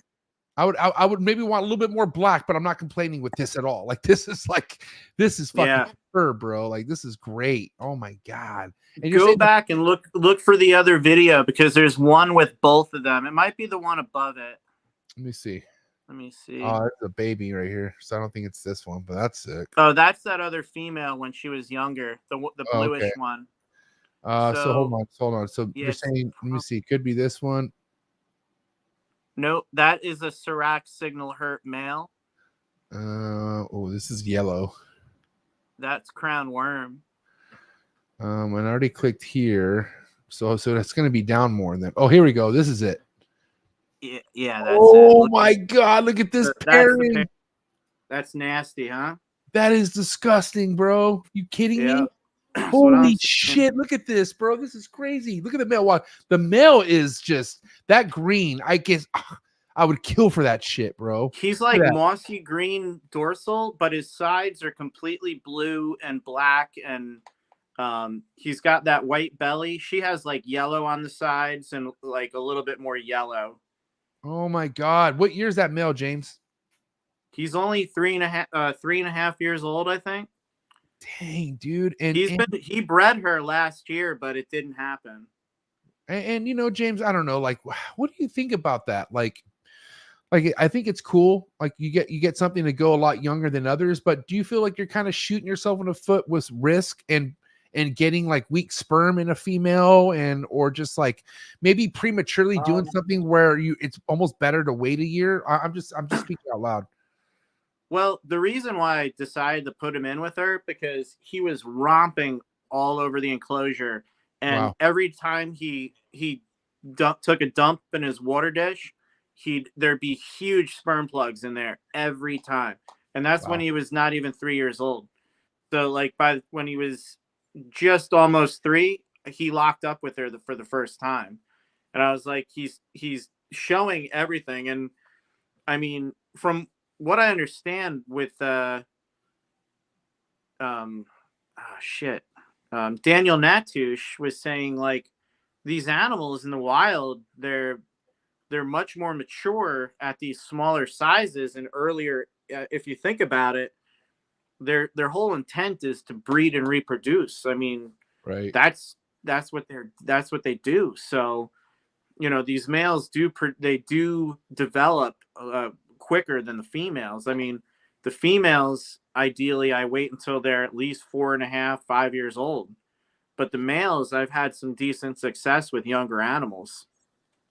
Yeah, you know, but like, you know, we're talking males that are eating what at that stage? Like, what are you feeding your males at that point, James? Right now, he'll eat adult large mice. He's not small. It's just that she's a big old thing. That's why I named her that's the one that I named the thickness after Steven's. Not Steven Seagal. I was gonna say. There's a Steven Seagal, Bill Stiegel. Exactly, Bill Stiegel. And this is the thickness right here. 2 different shots of the thickness. She is thick. Yeah, she's ridiculous, man. Her colors. Sometimes she's really fired up, like really bright, lighter blue. And then other times she gets a little bit more of a teal blue, right. But she's outstanding. That was my first pick of the clutch that me and Christian did.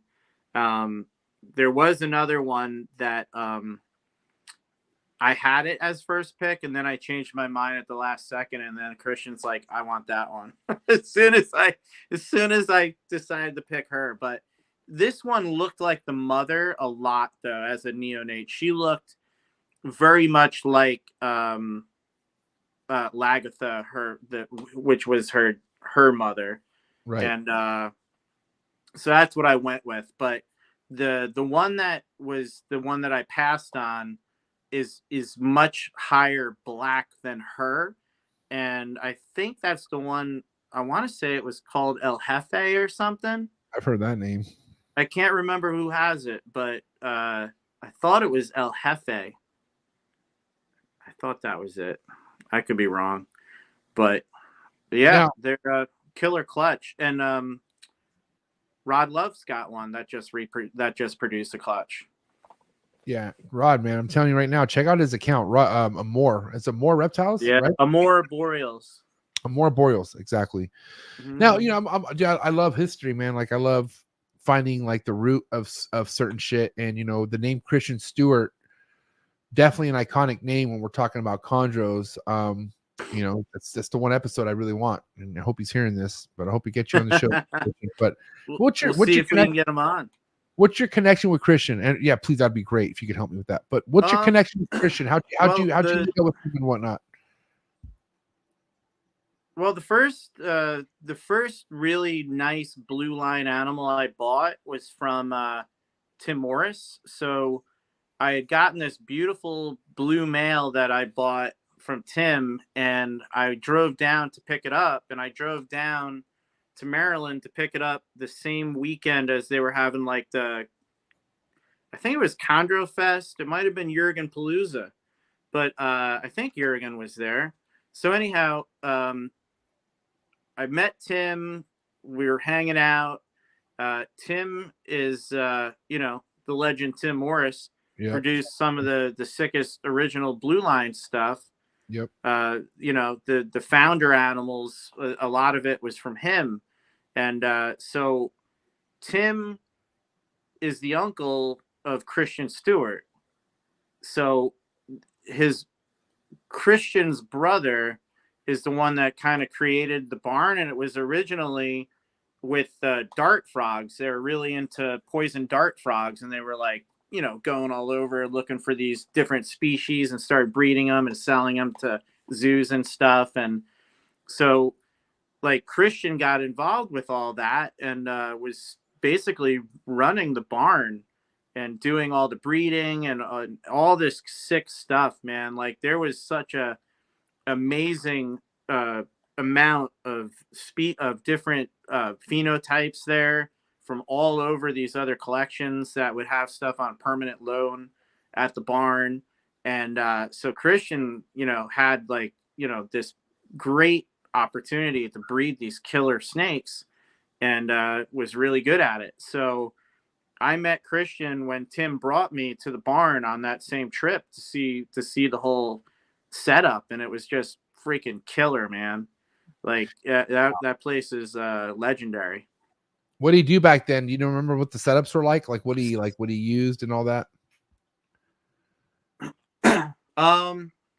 I think most of them were a lot of neodeshas. Right. That was the thing. And when the barn kind of like, I got a couple of neodeshas from there. Those like 2-foot cubes. So they were like on RHACS. It was like the upper level of the barn was all dart frogs. The lower level was all green tree pythons.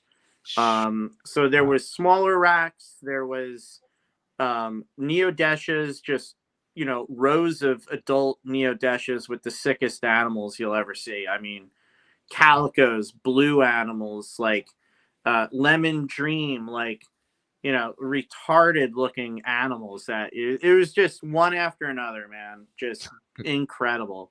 So, I mean, I ended up starting to buy snakes from Christian, you know. I think a lot of the animals. Go ahead, James. I'm sorry. What's that? No, go ahead. I'm sorry. I said a lot of the animals I got a lot of stuff from Christian, and you know, Tommy got some stuff from him, and you know, now that he moved out of there, he's got like a smaller collection, but like the stuff that he has is fantastic. I mean, Velvet is one of the most prolific calico, or is the most prolific calico animal out there. I mean, it's fantastic. It's a killer snake, man. Now, were there snakes? I think he got 3 clutches. What's that? Go ahead. No, go ahead. Go ahead. He got what? I think Christian got 3 clutches from Velvet last year. One from the Signal Herp female, that's Tommy's, that's on permanent, it's there permanently.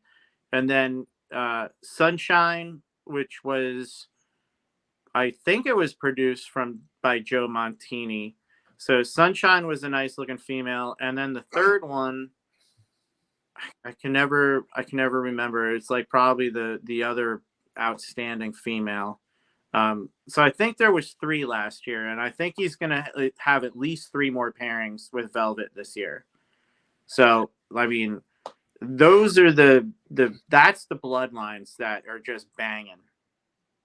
Irby's got some stuff that's like just fantastic. Like I think he'll have some legendary animals this season. I'm hoping, and Dave D as well. Yep, all hitters, man. John Irby has amazing shit, bro. It's kind of nuts every year what he posts, and it's kind of just like you scratch your head just wondering what the fuck is that, you know? It's pretty impressive. And Dave D obviously too. Yeah, I mean, now I gotta Dave ask D's got some stuff. James, how much were you paying for some of these snakes back originally when you first met Christian Stewart and you were visiting the barn and whatnot? Like, what were the prices like back then? I'm just curious. So the first expensive animal that was the most expensive for me was the blue line male. That was, when I bought it, it was blue. It was already a subadult, and it was fairly, I would say it's like 90% blue. So I think that was from his legend. I want to say it was legend blood. So I paid $4,500 for that. And like, thinking back now, man, that was like a bargain. Like I was just the first person to be like, I want it, and I got the money. Yeah. Because there was people that were like, fuck. So that one, and then like there was some stuff like my Blue Deuce Biak I bought from Christian at the barn. I paid $500 for that, and it's been the most prolific breeder. I've had no less than 5 clutches from that male, maybe 6. Damn. I think this year was the 6th clutch I got from him. Wow. $500. Best $500 Christian like the breed. Yeah, man. I mean, $500. So I bought him when I was getting crown. It was a crown jewel. Oh, it was a Diablo crown jewel female. So Diablo was a Biak, an interesting looking high black Biak that Christian bred to crown jewel. That was like, I think it had some blue blood, but it was high yellow. So that female I bred to Joe that I bought, and I think that one was like $3,000. I bought that, and Christian was like, "Yo, do you want one of these Blue Deuce Biaks? I'll give it to you for $500." I'm like, "Done, dude. I'll get them both." So we bred that crown jewel Biak to Joe Sabia's big worm, and that's how I got crown worm. Just outstanding results. That's crazy. So then I guess I got another one from Christian. It was a Crazy Lucy, blue blood, I think some calico blood, I'm not sure. But that was an expensive animal. That was like $7,500. But just didn't get anything to happen with that female. So I think that was possibly, she always tested negative for Nido, but I still feel like there was something that was she could have gotten infected with something from something else. Like when I was going through that fucking bout with the Nido, like I lost a bunch of stuff, a lot of animals. Probably lost $100,000. What year was that again? I think it was probably like 5 years ago, 5 or 6 years ago. And remind us what happened exactly. What were the, like, you know? I had a quarantine. I have a smaller quarantine room where anything new would come in, and I had like one rack, and I started, getting a lot of animals with RIs. So it was, this is like before, like even like Cody kind of fucking got the ball rolling as far as letting it be known like Nido is a fucking thing, Right. So I think what was happening was, I could say 90% sure that the mode of transfer from one animal to another, I was utilizing the same feeding tongs. on different groups of animals. Mm. So like there'd be one rack I'd use feeding tongs on, and then I'd be another one I'd use feeding tongs. And if more than one animal had Nido and I didn't know it, it was, you know, problematic. So like once I started to weed out the Nido positive animals and you know, change my husbandry, you know, I haven't even had an animal with a RI in I don't know, years. What husbandry? Like it's weird. What husbandry did you change? Different feeding tongs for all the animals, different tweezers, everything. I don't wear gloves. With some stuff I do, but other things I'm just either using alcohol on my hands between every process. Fuck, my fucking battery's already shit in the bed. Hold on one second. You're good. I'm fucking retarded, man. The thing was at 100%. You're good, bro. Videos take up a lot of battery, man. I'm not gonna lie. Yeah, I guess. Let me see. Hey, thanks for everyone who's tapping in. Get the likes up, please, guys. If you're just tapping in, let's get the likes up for James. All right, cool. So yeah, between like not transferring is the main thing. Like when it comes to Nido or any other disease that is transferable, it's usually, you know, keeper error. Because it's not airborne, which is probably accurate. So between not cross contamination is how it's spreading. So between like washing your hands, using alcohol, disinfecting your tweezers or hemostats or whatever you're using to feed. I have like one of those huge barber jars where I just fucking dip them all in F10 and they stay there until I'm ready to use them. Yeah. But in between, if I'll feed like, I think I have like over a dozen, maybe 15 of these hemostats for the adults. So I'll lay them out on a large towel with my rodents. I'll feed one, put it to the side, feed one with another hemostat, put it to the side. When I've exhausted those 15 hemostats, I bring them to the bathroom, spray F10 on them, let them sit, clean them, bring them back, and feed another 15 snakes. So without, you know, cross-contamination, you don't have a problem anymore. So problem solved, essentially, until you bring another fucking snake that has Nido into the collection and start fucking around. So it's just a matter of due diligence, I guess. Now, also here's the thing. Nido isn't something that pops up with imports for the most part. A lot of Nido cases come from within collections. Correct me if I'm wrong, James, right? I've had a shit ton of import Biocs in the last couple of years, and I've only had one pop positive for Nido. And that's one that who knows how long it was lingering around. You know, if they're fresh imports, I've never had one that had Nido. Wow. Yep. That's what I'm thinking. Like, okay, because the best case scenario, you gotta get them before. How can we break it down for anyone out there, James, like who's like getting into green tree pythons but wants to do their best to avoid anything like Nido?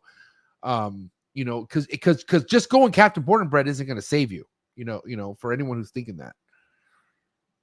No, I mean, you know, right now the best you can do is test those animals as soon as they enter your possession. Right. Test them right away. Keep them in quarantine. And that's the best. That's the best and only way to prevent it. There's other shit out there too. You have cryptosporidium. You've got, yep. You know, all these different things that can be on these animals. So, I mean, the imports are going to have a different variety of issues, but Nido seems to be, like you said, predominantly floating around collections or importers that actually hold animals, because if you have like these imports that are now being fed, there's no system in place to stop the spread of disease throughout these holding collections. You know, it's just going down the line and trying to which in a sense, if the importer or fucking broker is a really shitty broker, they're not getting water or food, you're probably going to have a better chance of not getting Nido. Yeah, I mean, to be honest, that's just the facts, bro. I mean, I'm just trying to think, you know, because like, what about somebody out there who's had a collection for a while and they come across this podcast and they go, wow, I'm curious. Like, let me just test my collection that I've had for a while, right? And they test an animal and it comes back positive, but this animal's eating, shitting, fucking breeding perfectly fine. There's no symptoms, but it's positive. What does that person do at that point? I mean, you can keep them as a pet, but I mean, I've heard of, there was at least one instance where somebody started testing their shit and just dumped their collection. Oh, I've heard that. Tell anybody. Wow. Oh, I mean, like sold them out, like passed them out to people. Oh, I know who that is. Not gonna say any names. Yeah, but I know who that is. neither am I. Wow. But, yeah. Wow. It's a fucking dirtbag fucking move. And guess what? That can't be the only person making those moves. You know what I mean? No, I know, and it sucks, but wow. You know, this is the kind of shit like why you have to test stuff. You have to test it as soon as you get your animal, and you can't like, you know, wait around to do it, because it's, you know what, I don't know. I just think that, you know, if you're doing your due diligence, like you say you do on the forum, every time there's some issue, you should know. You should know this, because this is predominantly the number one cause of whole collections being wiped out. So if you have a nice collection and you bring one animal in and you're not testing it, you're just, you know, shooting yourself in the foot, so to speak. You know, what's it called? Fish Head Diagnostics and RAL. They both do the tests. So they both do it, from what I understand and what I've, you know, dealt with, good tests, because I've, you know, done like a double test on each animal early on, and I was getting the same results from those two tests. So both are are similar tests. Yeah. So, you know, is it worth the money to do the right thing for the rest of your animals? It sure is. I mean, if I had known about this shit, you know, earlier on, I would have done it. But, you know, I lost a significant portion of my collection to Nido. Yeah. A lot. And that's just from not knowing. Obviously, this is like before the whole like, okay, now we understand how this happens, what not to do, and what's beautiful about now is like test the fucking thing. That's all you have to do. Is like, test it. That's it, and that's like a guaranteed certification right there. I mean, and I can't even say test guarantee, because let's be real. Like, if you really want a confirmation on a snake being clear of Nido, it's going to need at least 3 tests. You would say. Yeah. No. I mean, but you definitely want to do you want to do 3 tests at least. At least. But I've found that if they have it, it usually pops positive right away. Oh, the first test. And I don't think it really does need to have under stress or anything else, because like you said, there's animals that have no symptoms.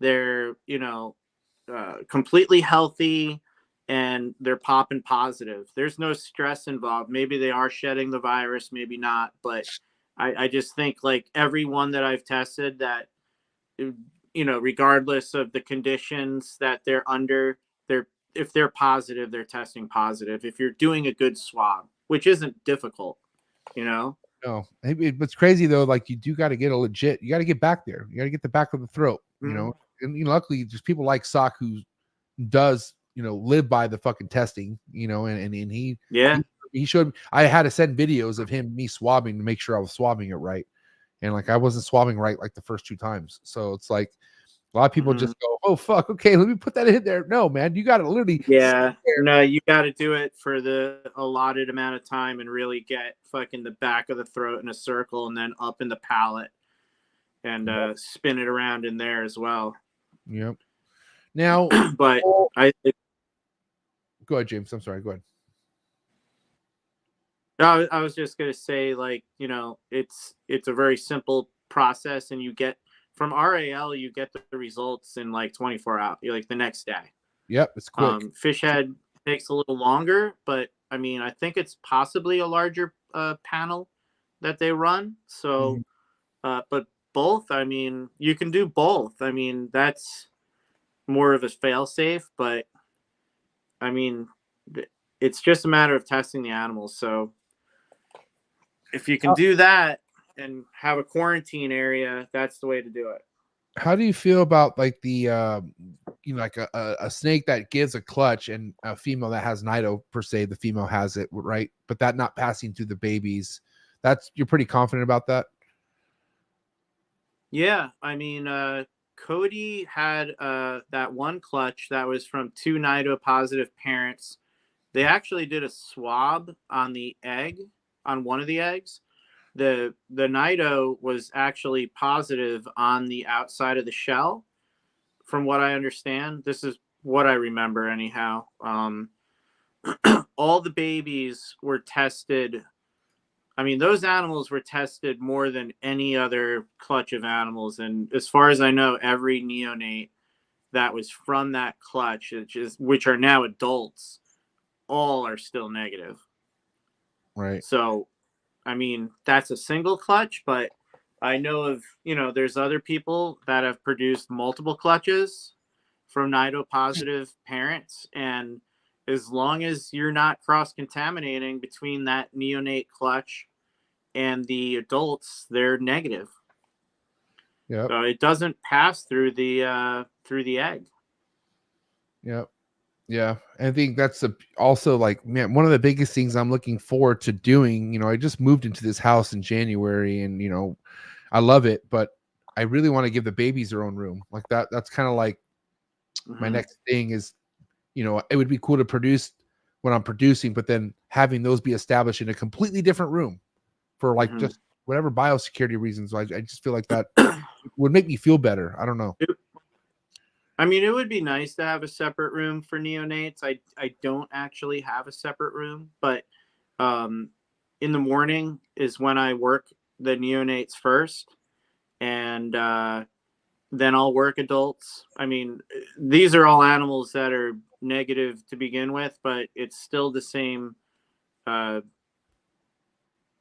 Basically, the routine stays the same whether they're negative or positive, because you just never know, and it's just your husbandry needs to be like on point when it comes to quarantine and no cross contamination between any animals, even if they're super healthy or not, because you don't know what else could pop up and why. So why risk it? Just have that as your routine. Work it into the routine, like disinfecting your hands, using the tweezers or hemostats for feeding individual animals only, keeping certain hemostats just for the babies, and not diverting from that process.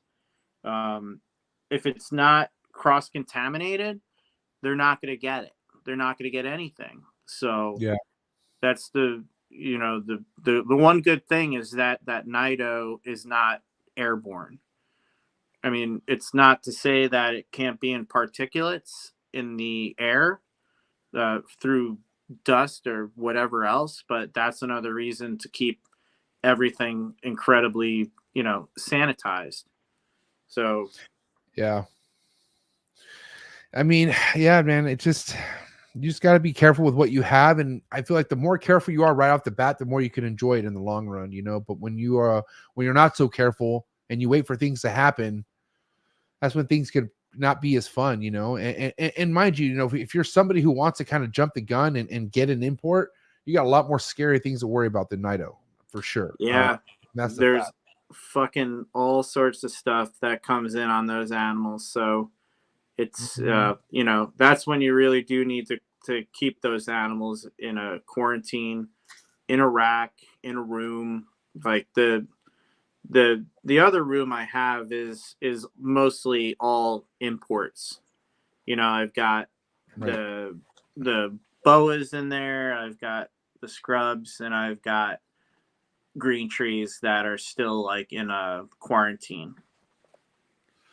Yeah. But they, after a year or two, they they're if they're good to go and they keep testing negative for everything. I mean, RAL does a full bowoid panel, not just Nido. Oh yeah. They do what is it called? Sunshine virus. They do the crypto. It's like $75, I think. Yep. For a full panel. So that includes the swab too, because it's worth it. Aren't swabs like $25 or something like that? Or per swab is like $25, right? I could have sworn it was 50. For Nido it is. For Nido, okay, right. For Nido it is, but if you have imports that you think may have some other shit, it's $75, I think. And you do that at least once on an import, it's worth it. Because you don't know what they could be coming in with. I mean, some of that stuff is brutal, but what was your killers. What was your ideal quarantine process? Like, how long did you like to keep something quarantined before it entered the main room? I was keeping most of the import green trees in that quarantine room for like a year and a half. Wow. Something like that. I mean, it depends on the individual animal and how many times they've tested, but most of the stuff was in there for like a year and a half. And, I had brought in a bunch of Biocs that I was raising up, and, they come in different levels of health. And, once you've when you have good ones, because they're definitely looking better. So, if they're lingering around like a facility or something for too long, they're like dehydrated. They've got mites. They've got fucked up sheds. They're just, as soon as you get them in, you have to throw them in a soak, leave them in a soak for overnight, pull them out, treat them for mites, put them in something, and leave them the fuck alone. And swab them is when you get them for Nido, so that's out of the way for the first time, and go from there. But it's a long road on some of these things, man. It really is, man. And one of the things I enjoyed the most, I've had Cody on a couple podcasts. It's been a while, man. I love to get him back on, but once he gets going, he goes, man. And every show with Cody's like 4+ hours. One of the things he said that I'll never forget is, like, just observe the way a chondro perches. And if that thing is not perfectly perched, like a batch of bananas, there's something going on with that chondro. You know what I mean? And sure enough, I always paid attention to that. And a lot of the things I always knew that weren't right were things that weren't perched right. And I'm like, fuck, that was one of the first things that stood out to me all the time. And I always think of Cody ever since then, so.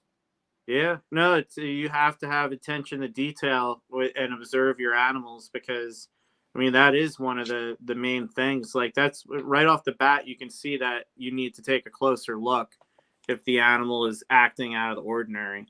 Is it moving around at the middle of the day for some reason when it normally doesn't? Is it sitting in a different spot than it normally does? I mean, all these things. Is it hanging its tail? I mean, is it fucking hiding a prolapse or something? I mean, this shit, they hide shit too, Yeah. It's sometimes you don't see stuff like right away. That's why you have to be aware of what's going on. Yep. Would you say that a lot of like, okay, do you remember the snake that I got my hands on that you produced? Apparently, Mhm.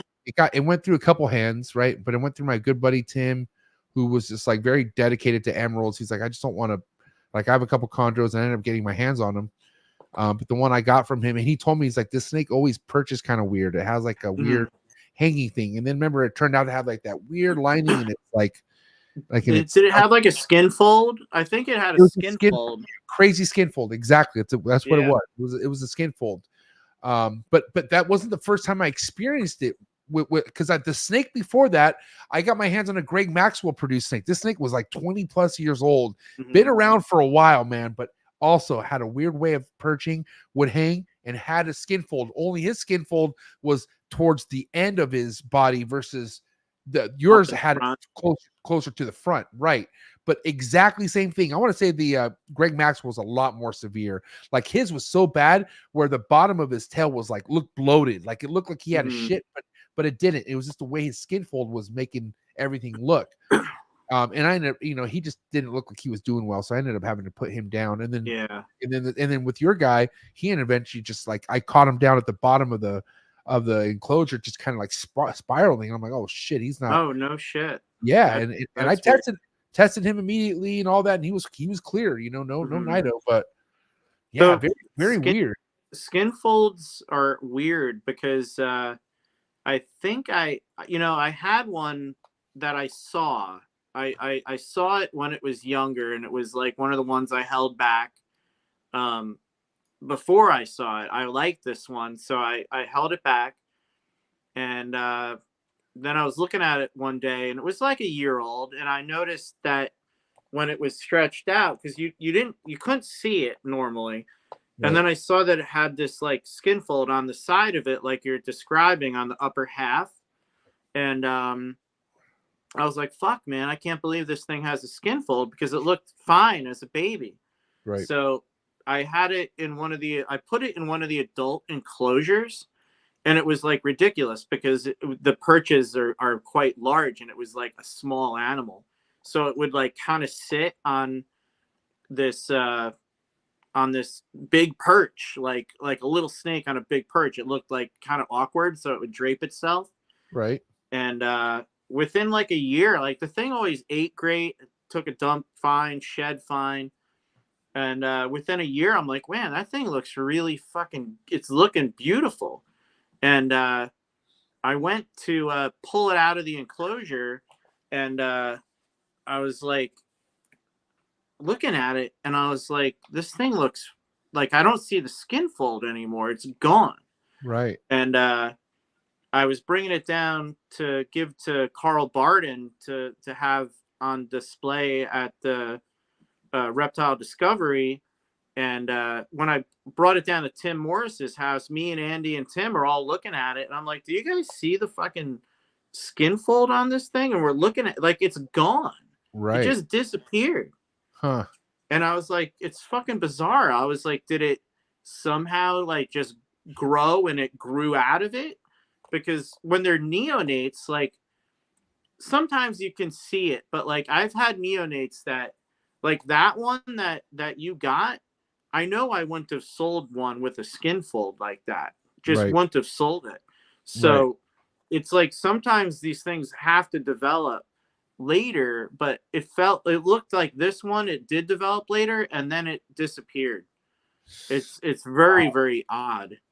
It's like a rib attached to skin thing where it's like the skin is not like attached in the right spot to the ribs or something from the tendons and muscles. But do you think that's something like maybe surgery could fix, or maybe a vet could maybe fix something like that if you see it, or is that just kind of like it's fucked if it gets that bad? I mean, to be honest, I've never had a snake that has a skin fold that had a problem, like physically.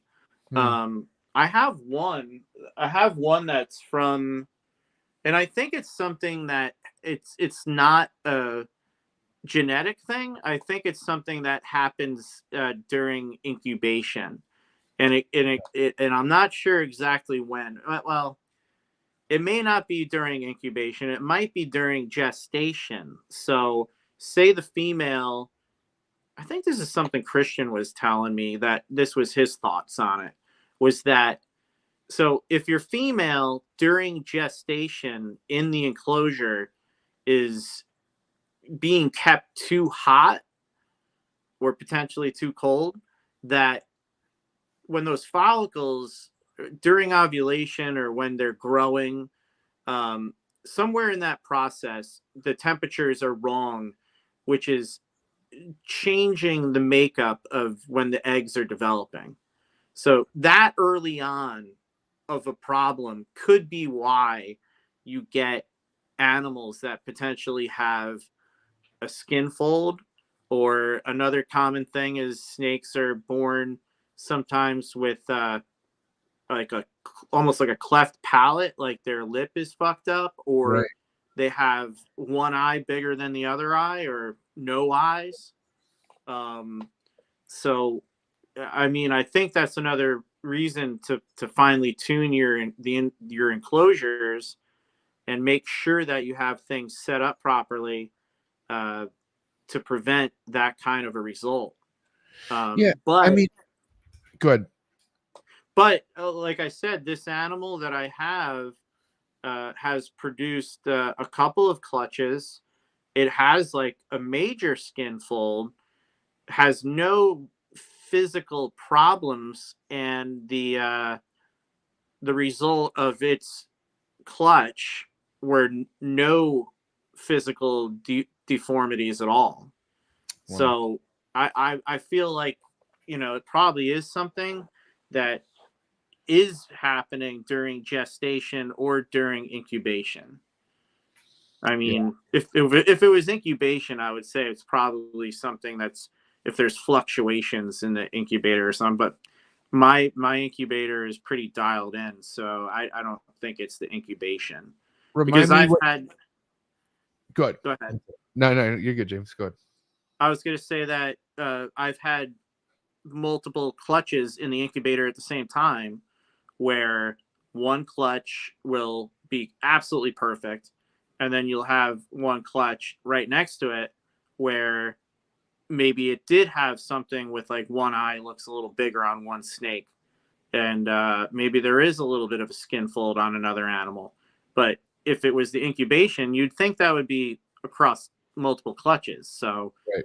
I think maybe Christian is correct in that this is something much earlier in the process, where if you don't have those temperatures dialed in correctly for your female during gestation and ovulation, that you've already lost, you know, to Yeah. some extent. It's true. It's also, I mean, it just makes a lot of sense. You know, obviously getting into an adulthood with the chondro, the heat is not really something like, you know, you put an adult chondro under 90 degrees or 80 something, 80 high 80s, you're gonna have a pissed off chondro. You know what I mean? Yeah. But something a lot smaller just might need something more closer to that temp. You know? And I think that, like, slightly lower temperature where the female is during gestation, you're getting stronger vein development in those eggs because it's just going a little bit longer. So when your eggs are laid, you're having stronger veining off the bat, which is going to give you a better chance of those eggs being successful. James, can you remind me the temperature you go with when it comes to incubation and whatnot? Like what's your go-to with that?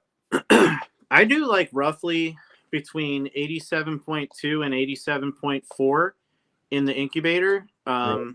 I have a thermocouple in there. I have you know, the thermostat set, so I have the probe for that, and I also have a scientific laboratory mercury thermometer. So Really accurate.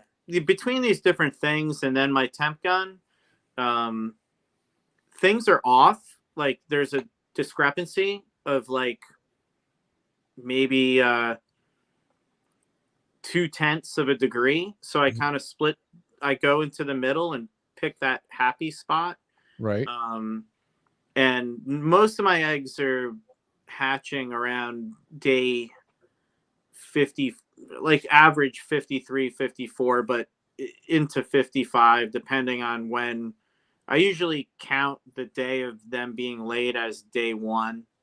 So, there's a 24-hour window kind of there as well. But I just straight cook them at that temperature because if I have multiple clutches going in, I can't move things around. So yeah. And what's your go-to as far as like what you like to put them in? What is like a shoebox type thing that you go with? And what is it? Just water over water? Yeah, I use air holes.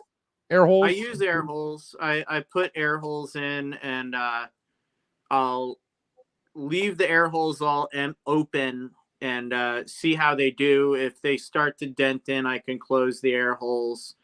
But I try to keep them open for the first like couple of days at least, and then if I feel like they're denting in or there's too much airflow, I'll close the air holes with tape, and during the end of incubation I'll open them all back up because they start to generate their own heat, or I'll crack the top too. Got at it. the end. So you like to give them as much as airflow as possible without the denting. Yeah, I think that. I think so. I think like I don't want like a lot of air going over them, but I think they need that circulation of airflow. I mean, I've also had it where I have them completely taped up the whole time, and then I just open them in the end. But it kind of depends on the eggs, how good the eggs are. So. Right. I think you also, some people make the mistake of like putting them right in there and covering them up and buttoning them up with the tape and everything. And like one of the things that Christian had told me is that you want to put those eggs in and potentially leave the top off for the first like 12 hours or maybe even more, to make sure that those eggs are hardened off properly. Not putting them in too soft is what you're saying, or too kind of like, because they're kind of wet when they're first dropped. You don't want to put them in there wet because that's when you'll see windows developing. Wow. So it depends on how long that they've been all, if the female has been sitting on them for a couple hours, and you come home and they're all pearly white and perfect and nice and dried out, and she's beehived on them good and they're all looking good, I mean, chances are you can just put them right in there, cover them up with the lid.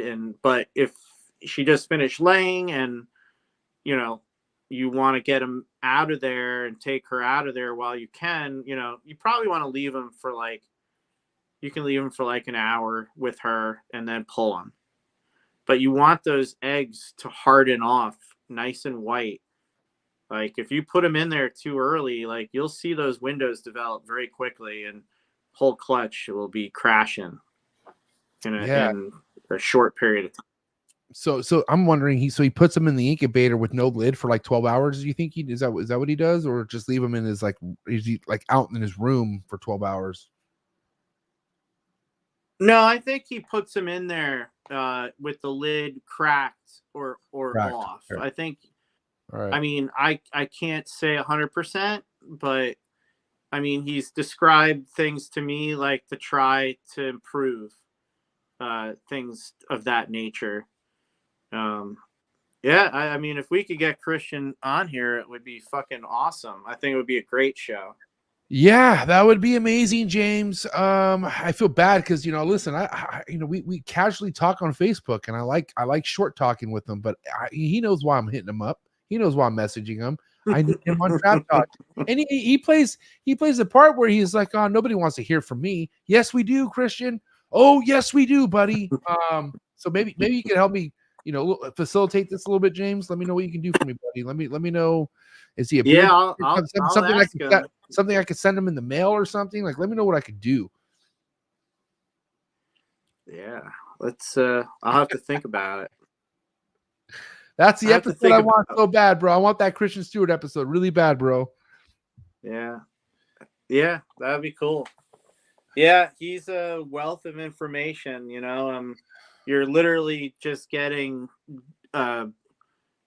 secondhand, you know, dribs and drabs of some of the stuff that he's told me. So but you know, he's got it down to a science. I mean, he produces some of the best animals and consistently, and doesn't really have too many troubles with incubation or babies, or you know, things go well for Christian with this. So now, yeah. would you recommend an ultrasound to anyone out there who's just getting into like their first year of breeding chondros or anything like that? Do you think that would be beneficial?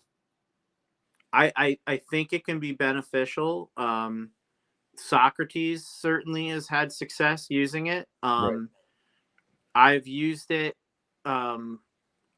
I've used it more than a couple of times. Andy comes over and we kind of ultrasound females, but where I'm coming up short is that it's difficult with our ultrasound to do it by yourself. So you need another person. And here's where I think if you're not doing multiple ultrasounds on a female, you may get a wrong result with when you're putting the males in, because I think what's happening is that when you're seeing those follicles and say they're like 5 or 6 millimeters or 8 millimeters, or you know, optimum time to put the male in. Right. So during that development, like when you do one ultrasound and you see that they're at the right size to put the male in, they may be at the right size, but at what stage in development are those follicles? Are they growing, or are they being reabsorbed? Yeah, because are they stagnant? Right. Yeah, if they're being reabsorbed and they're already deteriorating. So I feel that potentially this is why people get slugs, because now you're putting the male in and she's getting an ovulation, but it's with shitty follicles. Right. They're already deteriorated, and they're not going to get the fertilization. So you're either going to get not fertile eggs, or you're going to get slugs. So I mean, you know, I'm no fucking scientist. I have nothing to back James, up the James, without an ultrasound, you can't tell that's coming then, right? Is what you're saying. So without an ultrasound, there's no way to tell if those follicles are going to be going the right direction. Yeah, well, the thing is but if you have the ultrasound and now you do a first ultrasound and you see that they're at 5 millimeters or something, and then you test her again 3 weeks later and they're at 8, now you know that it's good. They're going up. So, but if I'm like, oh, they're the right size, and throw them in, like you have to do multiple ultrasounds on these snakes to make sure that you're getting the male in there at the right time. I mean, that's what I think anyhow, because it makes sense to me. I'm not sure if it's a logical, you know, hypothesis, but it makes sense to me that that's probably what's happening. But I think it can be helpful, but I think you have to do it multiple times. And I think Socrates does do ultrasounds multiple times on the females to see if they're going in the proper direction before he's putting them in. But, you know, I don't always have somebody around. So it's just a matter of, you know, I have had pretty good success when I put the males with the females at the right time and do a little bit of cycling. I think that the females, potentially there's something around the shed cycle, and I would say adult females, you can kind of figure out when they're going to start building follicles around like a shed 3-month cycle. Like every 90 days they're going through a cycle where you know, she's gonna start building follicles. There's a shed cycle. Put the male in right at the end of the shed cycle. You know, then she's gonna start building again, and it's like it could be like that 90-day cycle. So you could potentially get your female, you know, every 3 months. You have that window of opportunity. So you just got to hit it right. And again, that's just a theory. I don't know if that theory holds water at all. But I mean, it does make sense the way you break it down. But yeah, I mean, at the end of the day, is this all for certain? No, we don't know, but it's just based off what your experience is. And I would say that my biggest question for you, this is gonna be a wrap-up question before we let you go tonight here, James. right on. Anytime you have to use like a supplementation for your females, like a calcium boost or anything like that, like there's that syrup shit that people use sometimes on some snakes. I'm wondering if there's anything like that you have to do at a certain point. Caesura. I give him the grape flavor. I've never given him any supplements like that. The only thing I do is, you know, if I feel like the male has done his job and I want to see if I can trigger her to ovulate, is get another like small rat into her where you're going to get that protein calcium boost. Right. I like to give the females rats, like weaned rats or small rats during that time, because, you know, I feel like the large or jumbo mice people feed, they're just like used up milk bags. They're like just fat. Yeah. It's like fat and skin. That's it. Right. So like you know, if you're feeding them rats, you're feeding them a young animal, not a washed up used animal. There's a little bit more bone in the rats, so there's a little bit higher calcium, and there's more muscle for protein. So that's what I give them during that time, and hopefully, you know, all the stars align and you get a good ovulation and fertile eggs. Yeah.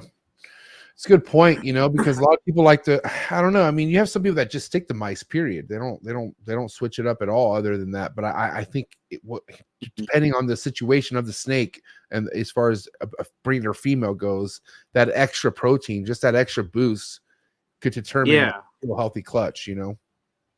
Yeah, because like if the snake is, you know, if their bodies want for anything, they may not go through the full cycle. It's like animals reproduce in times of prosperity, you know. Same thing with society, you know. It's, you're not going to start pumping out fucking kids if you're impoverished and broke, you know.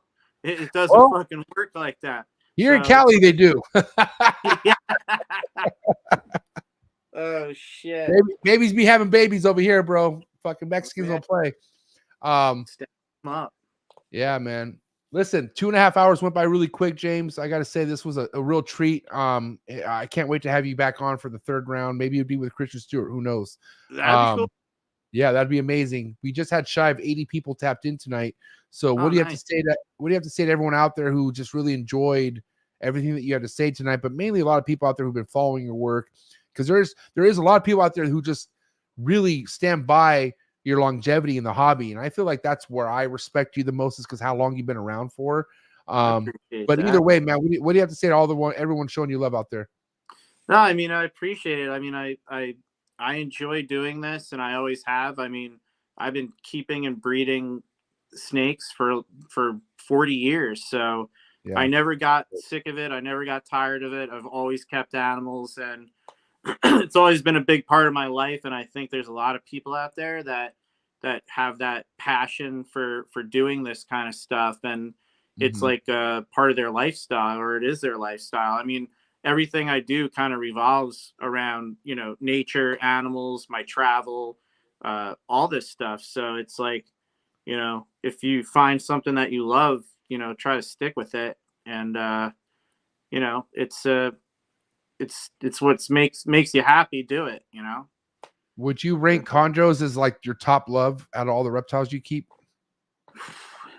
I mean, I get a lot of enjoyment out of the chondros, and recently for many years I didn't diversify at all because I was just focused on trying to do the best I can with the chondros. But in the last recent years, I started doing stuff with the scrubs and the boa constrictors. Like, boas were my first love. I mean, I started producing boa constrictors when I was like 12 years old.